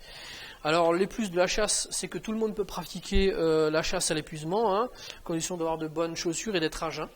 L'inconvénient, c'est que ça charge fortement la viande en toxines, parce que la bestiole a le temps de voir ce qui va lui arriver, et elle voit sa mort arriver, elle la vit vraiment, donc la viande est immangeable tout de suite, quoi, il faut la laisser faisander. Et ensuite, il faut la pratiquer à plusieurs, pour se relayer. Hein. Un mec seul arrive à chasser un taureau, un cerf, sans aucun problème, mais c'est physique quand même. Hein. Il faut courir pendant 8 heures ou 2 jours, tout le monde n'y arrive pas, quoi. Donc à plusieurs, c'est bon, hein, il faut faire tourner l'animal en rond, et à chaque tour, hein, c'est comme une course de relais, il y en a un qui s'arrête, et l'animal continue, et vous avez le temps de prendre un café pendant que votre copain continue de tourner, quoi. Et on y arrive, ça marche très bien. Et ça marche pas avec le gibier qui se terre, qui réfugie dans les terrets, et le gibier qui vole, ça marche pas non plus. Hein. Il faut quand même se rendre compte que ça marche qu'avec une partie du gibier. La pêche à main nue ou en eau douce ou à pied en mer. Moi j'en ai fait beaucoup, hein, surtout de la pêche à pied avec mes enfants, et c'est le meilleur coup pour ramener énormément à manger. Vous ramenez des tonnes de choses. Et c'est autorisé en plus la pêche à pied en mer. Vous avez des livres, il y a même des stages qui se font, et c'est extraordinaire. Quand vous avez fait la pêche à pied, plus jamais vous pêchez avec une ficelle et un bout de bois. Hein. Plus jamais. Parce que vous ramenez des paniers entiers de victuailles, de qualité, fraîches en plus, pas à n'importe quelle heure de la journée, c'est sûr, hein, c'est toujours à marée basse. Mais marée haute aussi, on peut en avoir, quoi. Hein. Mais c'est pas la même chose. Mais c'est passionnant et c'est génial. C'est vraiment fantastique, la pêche à pied. Et on peut pratiquer, mais on n'a pas le droit de le faire. Il ne faut pas se faire choper. Il faut aller dans les répartements où c'est une tradition, on va dire, hein, comme ça. Le braconnage, où le braconnage est actif, quoi. Hein. Et là, vous pouvez pêcher. Enfin, vous pouvez faire ce que vous voulez, mais c'est pas autorisé, quoi, de pêcher le poisson à pied. En Alsace, on peut pas le faire. On a trop de démographie. On ne peut pas se permettre ce genre de choses, ça se fait au détriment de la nature, donc le premier arrive, il le fait, et après il n'y a plus de poisson, donc on ne le fait pas, c'est tout. Quoi. Et voilà, on a trop peu de cours d'eau qui permettent ce genre de choses. Les éléments de tir instinctifs, là j'apporte la fin, alors je vais essayer, il est quelle heure là 20h Punaise. Alors éléments de tir instinctifs, c'est important pour moi parce que c'est vraiment le côté plaisir de la chose. Jusqu'à maintenant, vous aviez que la rationalité, la nécessité ou la technique, et le tir instinctif est important. D'abord, quelques préliminaires, il faut opter pour un arc absolument le plus réduit possible, pour avoir le plaisir. Moi j'ai fait plein de stages quand j'étais gosse, et ça faisait super mal au bout de 10 trucs, j'ai arrêté, je me dis c'est quoi ce truc de torture, ça fait super mal. Alors que quand on prend un arc qui est vraiment adapté, ça fait pas mal, et on commence à sentir les choses. Hein. C'est comme le vélo, s'il faut chaque fois se payer un mur quand on n'apprend pas bien, quoi. Pas de bonne conduite. Si vous apprenez à faire des virages, tout le monde vous admire, c'est sympa, vous roulez de plus en plus vite, c'est jouissif. À chaque étape, c'est vraiment un grand plaisir. Donc il faut vraiment prendre un arc le plus faible possible. Même si c'est pas viril, même si tout le monde va se moquer de vous, prenez un arc tout simple. Et donc on apprend la bonne posture et puis le corps apprend. Quand il a la gestuelle parfaite, vous pouvez augmenter après. Alors que si vous prenez un arc dur, comme ça fait mal, vous allez vous crisper et quand vous tirez, au lieu de tirer votre arc, vous allez faire comme ça, parce que vous allez tirer le moins possible, vous avez l'impression de bander votre arc, et vous sortez les fesses comme ça, quoi. Ça devient de plus en plus risible, ça fait de plus en plus mal et vous n'apprenez rien à part les mauvais défauts. Donc un arc qui est facile, vous prenez la gestuelle et vous vous concentrez sur le bruit. Voilà, donc c'est la première chose. Deuxième chose, conserver une position détendue, droite, épaule basse. Détendue, c'est important parce qu'en Europe, quand on dit on va se concentrer, on va bien faire les choses, les gens se ferment l'esprit, ils font comme ça. Alors qu'en Orient, où on apprend les arts martiaux, se détendre, se concentrer, c'est vider l'esprit, c'est se ramollir complètement et oublier la problématique. Donc c'est l'inverse qu'il faut faire. Ce qu'il faut, c'est penser à rien et se détendre. Et pas se crisper en se disant putain, je vais tuer, je vais tirer, je vais tirer, je vais tirer, je vais taper, je vais réussir. Non, c'est l'inverse. C'est en ne voulant pas qu'on y arrive. Donc il faut vraiment se détendre. Ensuite, la décoche, il y a plein de façons de tenir son arc et sa flèche différentes. Il y a en dessous, au-dessus, au milieu, avec un doigt, avec des accessoires. Moi, je privilégie la décoche méditerranéenne. Donc c'est celle qui répartit le mieux la charge en termes de résistance, d'aptitude et de précision. Elle bat toutes les. On arrive jusqu'à je ne sais plus combien, 120 ou 80 ou 120 livres de traction avec ces 3 doigts. Alors que quand on tire avec 2 doigts, 1 doigt ou avec des artifices, c'est toujours différent, quoi. Et surtout l'artifice, quand on le perd, vous n'arrivez plus à tirer. Donc moi je conseille d'apprendre à tirer à main nue, comme ça vous êtes toujours à doigt nu, toujours une bonne sensation. Ensuite, le coude doit regarder vers le côté, j'en ai déjà parlé. Hein. Sinon, vous le faites une fois tellement ça fait mal, vous ne le refaites pas 2 fois. Et vous cherchez à positionner les flèches sans quitter le regard. Donc quand vous armez votre arc, vous prenez l'arc, vous prenez votre flèche dans le carquois, vous regardez toujours, vous la positionnez. Donc pendant ce temps, vous cherchez quelle est la plume coque et où est l'encoche. Une fois que vous l'avez mis, je le fais pas, enfin si je peux le faire, vous armez et vous tirez. Et donc à aucun moment, vous quittez la cible de regard. Quand on charge, quand on arme, on le fait toujours sans regarder ce qu'on fait, quoi. Donc il faut apprendre cette gestuelle qui est très élégante. Hein. C'est comme un samouraï qui sort son sabre. Quand il y a quelqu'un en face, il fait pas ah merde, j'ai mon lacet ouvert, je sors, ah punaise, c'est trop long, allez, de mauvais côté, quoi. On sort le sabre et on arme. Hein. Il faut apprendre à vivre comme ça en gardant toujours l'objectif et sans jamais le quitter des yeux. Et c'est comme ça qu'on arrive à voir l'évolution du gibier et qu'on tire à l'aise-blesse, quoi. Hein. Si vous êtes toujours à regarder vos viseurs, votre matériel, votre lacet, votre téléphone qui sonne, laissez tomber, quoi. Voilà, donc ça c'était un des repères avant d'aborder même Ensuite, plaquer la flèche sur l'arc en pinçant avec 2 des 3 doigts en forme de crochet. Ça c'est un truc caractéristique. Les débutants, en fait, en bandant l'arc, ils tournent la main. Et donc en tournant la main, ils font une torsion et comme la flèche tient presque à rien, elle tombe tout le temps. Ils ne comprennent pas pourquoi. Donc il faut mettre les crochets en doigts. Les doigts en crochet, la mettre dans une certaine position, garder toujours la même position avec la main. Il faut armer comme si c'était une pièce mécanique et jamais bouger, ni fermer, ni ouvrir le doigt. Chaque fois, ça fait changer la trajectoire de la flèche ou la fait tomber carrément. Et ça, c'est important. Qu'est-ce qu'il y a d'autre? Les variations de pression entre les doigts, quand vous tenez la corde, que vous exercez pas la même pression en bas ou en haut, ça va faire monter ou descendre la flèche. Et si vous roulez plus la corde ou si la corde est là ou là ou là, ça va faire chaque fois varier la trajectoire latéralement. Donc il faut un geste, vous mettez à la rigueur du stylo sur les doigts, il faut bien apprendre à exercer toujours la même traction, quoi.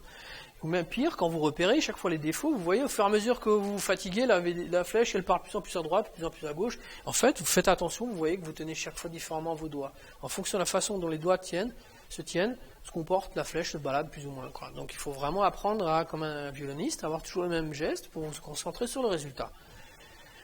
Voilà. Ensuite, autre élément qui est important, il faut être modeste, il faut apprendre à tirer sur 3 mètres ou 5 mètres, et après 6 mètres, 7 mètres, 10 mètres, 20 mètres, 30 mètres. Et idem, quand on n'a pas tiré pendant longtemps, il faut réapprendre à tirer proche et toujours reculer, quoi. Sinon, on va de déception en déception. Quand on est très stressé, crevé, quand on tire habituellement à 10 mètres, on tire mal, il faut revenir à 5 mètres, et là, on recule au fur et à mesure qu'on a de bons résultats. C'est très important, cette modestie. Les archers qui font des arts martiaux le savent. Hein. C'est un des causes d'échec. J'y arrive pas. Punaise, je me concentre de plus en plus. Non, la première chose, c'est se remettre dans les conditions où tu es bon. Si tu es bon avec toi-même, tu vas y arriver. Donc tu n'arrives pas à 10 mètres, tu reviens nous à 5 mètres, comme un idiot. Hein. La cible est tout gros, tout le monde rigole, tu tires à 5 mètres, ça marche. Donc tu te détends. Et en se détendant, on accède de nouveau aux clés de la réussite. Et c'est pas en faisant l'inverse. J'y arrive pas, punaise, je me crispe. Non, tu n'y arrives pas, tu vas te décoincer. Pour se décoincer, on se rapproche de la cible. Voilà. Ensuite, le travail de paille, hein, ça c'est le dernier. Le travail de paille, c'est dans cette méthode de tir instinctive, elle dit qu'on ne travaille qu'un point technique à la fois. Si vous avez, on va dire, je ne sais plus combien, 8 points ou 7 points, il ne faut pas essayer d'être bon en tout.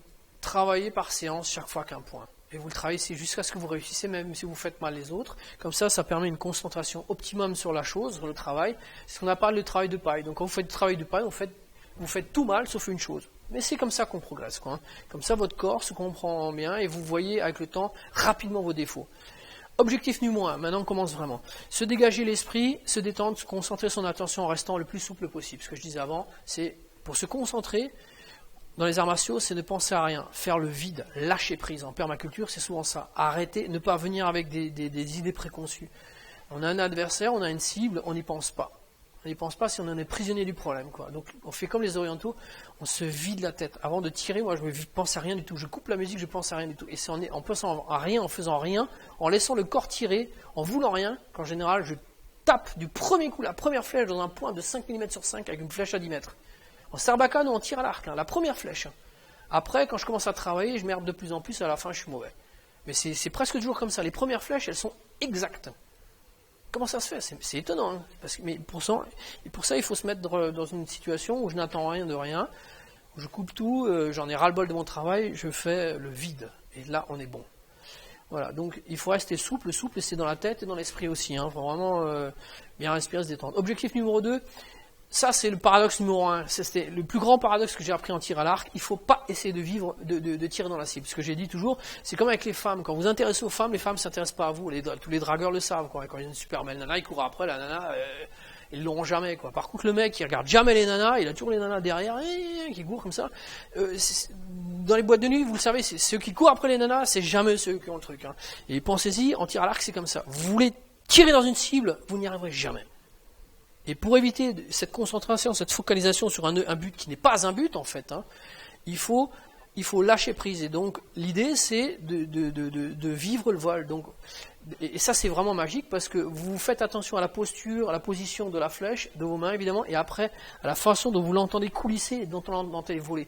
Et surtout dans le bruit arrive. Et donc vous concentrez que sur ce qui est important, le vol de la flèche. Et je vous assure, hein, en s'en foutant de l'objet, de la cible, de la destination de l'acte, et en se concentrant uniquement sur le geste, sur le vol de la flèche, le rendement est systématiquement 2 fois meilleur. Je tire, je fais des groupages sur 30 cm quand je m'en fous, quoi, hein, quand je veux faire gaffe, quoi. Alors que quand je fais gaffe, j'ai des groupages sur 5 cm, quoi. C'est incroyable, quand vous ne vous intéressez pas, quand vous vous en foutez de l'objet, vous êtes capable mais c'est valable dans tout, hein, pas qu'avec les tirs à l'arc ou avec les femmes. En musique c'est pareil, en création, en architecture, c'est toujours comme ça. Celui qui veut, il n'y arrive pas. Celui qui fait ça par jeu, parce que ça l'amuse, il a tout. Quoi. C'est une philosophie de la vie qui est là et flagrante. Quoi. Donc pensez-y, si vous n'y arrivez pas, c'est que vous voulez, et il ne faut pas vouloir, quoi, c'est tout. C'est que vous êtes crevé, c'est tout, quoi. Et là, on n'y arrive jamais quand on est crevé. Fixer la cible, c'est déjà une autre prisonnier. Hein. Ça, c'est les samouraïs, les gens qui font du kendo, de l'aïkido, qui le savent. Quand on a un adversaire avec un sabre, si on a peur du sabre, on est déjà mort. Tout. Il faut s'en foutre du sabre, laisser le sabre venir, et le mec qui a la malchance de venir avec un sabre, c'est lui qui est déjà mort, quand vous en foutez, quoi. Objectif numéro 3, imaginez le corps dans l'action, dans la séquence et dans le tir. Donc avec le temps, plus vous vous détachez, plus vous en foutez, plus vous imaginez, en fait, vous concentrez sur le travail de corps, plus vous en abstrayez. Moi je prends l'image des Indiens d'Amérique du Nord, toujours les Amérindiens. Ils disaient que quand vous avez une souffrance, en fait, pour s'en abstraire, pour ne plus être victime de cette souffrance, imaginez-vous dans un corps qui sort du corps, d'une créature qui sort du corps et que vous observez. Donc on va vous externaliser. Et moi je l'ai fait souvent, hein, quand j'avais une douleur insoutenable, j'ai fait une connerie, hein, et en fait vous n'êtes pas acteur dessus. Donc le seul moyen d'en s'en sortir, vous faites comme l'Indien, vous vous imaginez une créature qui sort et qui dit « ce n'est pas mon corps ». Et vous vous regardez souffrir. En fait c'est la même chose qu'il faut faire. Il faut s'externaliser, regarder tirer, et donc avec cette douleur vous arrivez à faire des choses incroyables, hein, vous arrivez à vous découper, sortir une pièce, un caillou et refermer et à recoudre, alors que ça fait horriblement mal suivant les endroits. Hein. Moi j'arrive à le faire, ça pose pas trop de problèmes.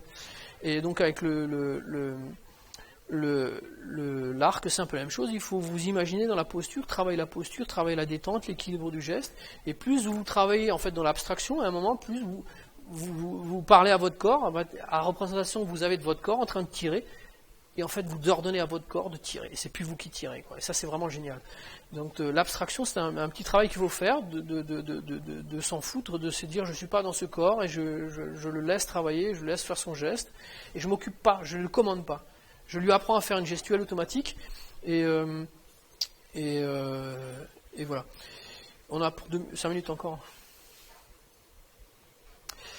Objectif numéro 4, inscrire le tout dans la séquence de tir. Donc c'est ce qui nous différencie de l'archerie de compétition normale, où on a une cible, où on est bon que quand on a tiré. En tir instinctif, on essaie d'enchaîner sans s'arrêter. On tire. Je vous invite à regarder un petit peu les champions de tir. Le gars il tire, je crois, il arme et il tire toutes les 2 secondes. C'est-à-dire qu'il dit que quand il tire une flèche en l'air, avec une parabole, hein, une flèche qui va mettre un certain temps, je ne sais pas combien elle met, peut-être 10 secondes, bah, il tire 10 ou 12 flèches. Il tire une première flèche, il en tire 12, avant que la première flèche soit tombée, il a tiré 10 flèches, quoi. Donc on arrive en 2 secondes à sortir une flèche, à l'armer, à se mettre en position, l'armer, tirer et lâcher, quoi. Il faut à peu près 2 secondes. Mais ça c'est pour les bons, hein, c'est pas des gens comme moi. Et c'est vraiment des choses qui étaient quotidiennes et la norme autrefois au Moyen-Âge, où il y avait des archers, mais que maintenant qu'une ou 2 personnes sur Terre avaient à faire. Mais c'est pour vous donner une idée, on arrive à tirer rapidement, à toucher les cibles, à un rythme relativement important. Ici j'en parle parce que c'est important au niveau de l'apprentissage. Et c'est quand on relie, quand on tire, on laisse tirer son corps sans arrêt, qu'on arrive à travailler les défauts, à les voir de manière très détachée. C'est intéressant. Objectif numéro 5, superposer le centre de la vision périphérique. Ça, c'est le deuxième paradoxe sur l'objet à tirer. En archerie instinctive, en fait, on ne regarde pas avec le cône, l'intérieur du cône de vision, qui est très précis, très propre, et vous arrivez à tout identifier, sur lequel vous arrivez à vous concentrer. On travaille uniquement avec la vision périphérique qui commence de là à là, et qui est toujours flou. Et donc en fait, moi ce que je fais comme un chasseur en aviation, qui a un radar, j'accroche ma cible avec la vision périphérique sans se concentrer, je la focalise dessus pratiquement en dixième de millimètre près, et je laisse mon corps. Je laisse mon corps chercher une flèche, prendre l'arc, mettre en position, tirer et terminer, quoi. Moi je fais qu'une seule chose, c'est centrer ma vision périphérique, donc de manière totalement détendue, hein, c'est un truc paradoxal, hein, puisque vous avez l'impression de voir tout en flou. En fait, moi j'ai toujours des petits mouvements de la tête, c'est comme ça, j'accroche ma cible, ils deviennent de plus en plus imprécis, faibles. Une fois que j'ai accroché ma cible, c'est une manière d'accrocher son attention et de ne se concentrer que dessus. Je ne fais que de regarder la cible. Et mon corps, arme, tire, déclenche quand il le décide, sans que je fasse quoi que ce soit. Moi, je ne fais qu'une seule chose, c'est me concentrer sur la vision, le centre de la vision périphérique, quoi. C'est assez étonnant. Donc le premier paradoxe, c'est ne pas chercher à tirer la cible, mais chercher à faire voler. Le deuxième paradoxe, c'est ne pas regarder la cible avec la vision centrale, mais uniquement avec la vision périphérique. C'est assez marrant, hein. Donc ça vous oblige à ne pas vous concentrer sur la cible d'une manière, on va dire, spécialisée, et en vous découplant de l'inverse, du contexte. C'est l'inverse. On cherche à se concentrer sur un objet que à partir du contexte. Donc quand la cible évolue, quand il y a une deuxième chose, un deuxième paramètre qui rentre en compte, mouvement ou risque ou public, ah bah, vous le voyez tout de suite. Vous n'êtes jamais comme un blaireau dans une lunette à regarder, ah merde, où est-ce qu'il est passé, je ne vois plus, à regarder, ah il est là, ah putain, je ne vois plus. C'est l'inverse. En tir instinctif, vous ouvrez grand vos yeux et vous regardez avec la périphérie des yeux en accrochant parfaitement. Et c'est votre corps avec une précision infinie qui sait exactement les gestes qu'il faut faire. Regardez les vidéos que je mets sur le tir instinctif, vous n'en reviendrez pas, quoi. Le mec, il saute à cheval avant qu'il ait... Mais presque en sautant n'importe comment, quoi. Il a son arc, avant qu'il ait touché par terre, il a tiré 2 flèches. Dans des positions tout à fait différentes, comme ça. C'est son corps qui sait, quoi. Et ça, il le sait parce qu'il a appris... Bon, c'est pas n'importe qui, hein. Il a appris exactement à vivre avec son corps et avec sa vision périphérique. Donc, c'est pas lui qui tire, c'est son corps qui tire, quoi. Donc, c'est tout sauf de la spécialisation... c'est de la détente et c'est jouissif, c'est extrêmement jouissif, hein. C'est l'inverse de ce qu'on apprend en Occident, on fait qu'une seule chose avec l'arme la plus parfaite, c'est vraiment l'inverse. Vous ouvrez votre esprit le plus grand possible, détendez-vous le plus possible et soyez à l'écoute de votre corps et de l'environnement. Ça, c'est un exercice très très jouissif. Moi, j'ai trouvé beaucoup de plaisir à travailler ça. Objectif numéro 6, la décoche se fait tout seul, j'ai déjà dit. Ah oui, le chapitre avant, il y a marqué être dans la cible avant d'avoir tiré. Et donc en vision périphérique, il faut la sentir, la cible. Vous sentez la distance, vous sentez tout comme ça. Avec la vision périphérique, c'est vraiment la sensation pure, hein. C'est pas une grandeur physique qui se mesure avec un appareil, hein. Vous êtes l'appareil. Vous êtes dans la cible. Et ensuite, la décoche se fait toute seule, involontaire. C'est pas vous vous réfléchissez pas, je vais tirer. Non. Vous laissez votre corps tirer. Tirez en ouvrant les épaules, en respirant, en se détendant, quoi. La poussée déclenche. En fait, c'est l'inverse qu'on fait. C'est en tirant, on sent la poussée, c'est-à-dire la flèche qui part. C'est vraiment une sensation qui est très intéressante. On tire dans le regard, c'est-à-dire que là où vous avez votre regard, vous ne tirez pas de cible, hein, vous n'avez pas de mire, de quoi que ce soit d'index, vous posez votre regard, comme une chouette, quoi. Si vous regardez les chouettes, comment elles font, les chats aussi, ils bougent la tête comme ça. Vous faites un peu la même chose, vous bougez, et quand vous sentez bien la cible, votre corps fait partir. Et là où le regard se pose, la flèche se plante. Objectif numéro 7. Prolonger la vigilance après le tir, c'est le dernier élément, là on a bientôt terminé.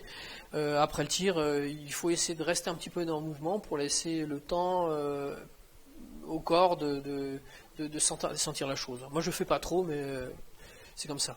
Alors quelques conseils pour ceux qui veulent pratiquer. Installer une petite cible dans votre appartement, il ne faut pas chercher à tirer loin, hein. Il faut tirer très souvent, tout le temps. Quelques flèches, c'est tout, et garder et apprendre à ses doigts, à se durcir un petit peu, à bien tenir les choses. Ça, c'est au quotidien. Si vous tirez tous les étés ou chaque fois qu'il y a des vacances, ça ne va jamais marcher. Vous allez avoir mal aux doigts, vous aurez des mauvais résultats. C'est petit et tout le temps. Voilà, la sarbacane pour l'apprentissage, il faut compter 1 mois ou 6 mois, donc ça va relativement vite. un arc 2 mois à 1 an. Je pense qu'avant, il faut laisser tomber, quoi. Ne pensez pas à chasser ou faire quoi que ce soit avec ça. Le résultat vient bien, mais ça vient lentement. L'arbalète, c'est très très vite.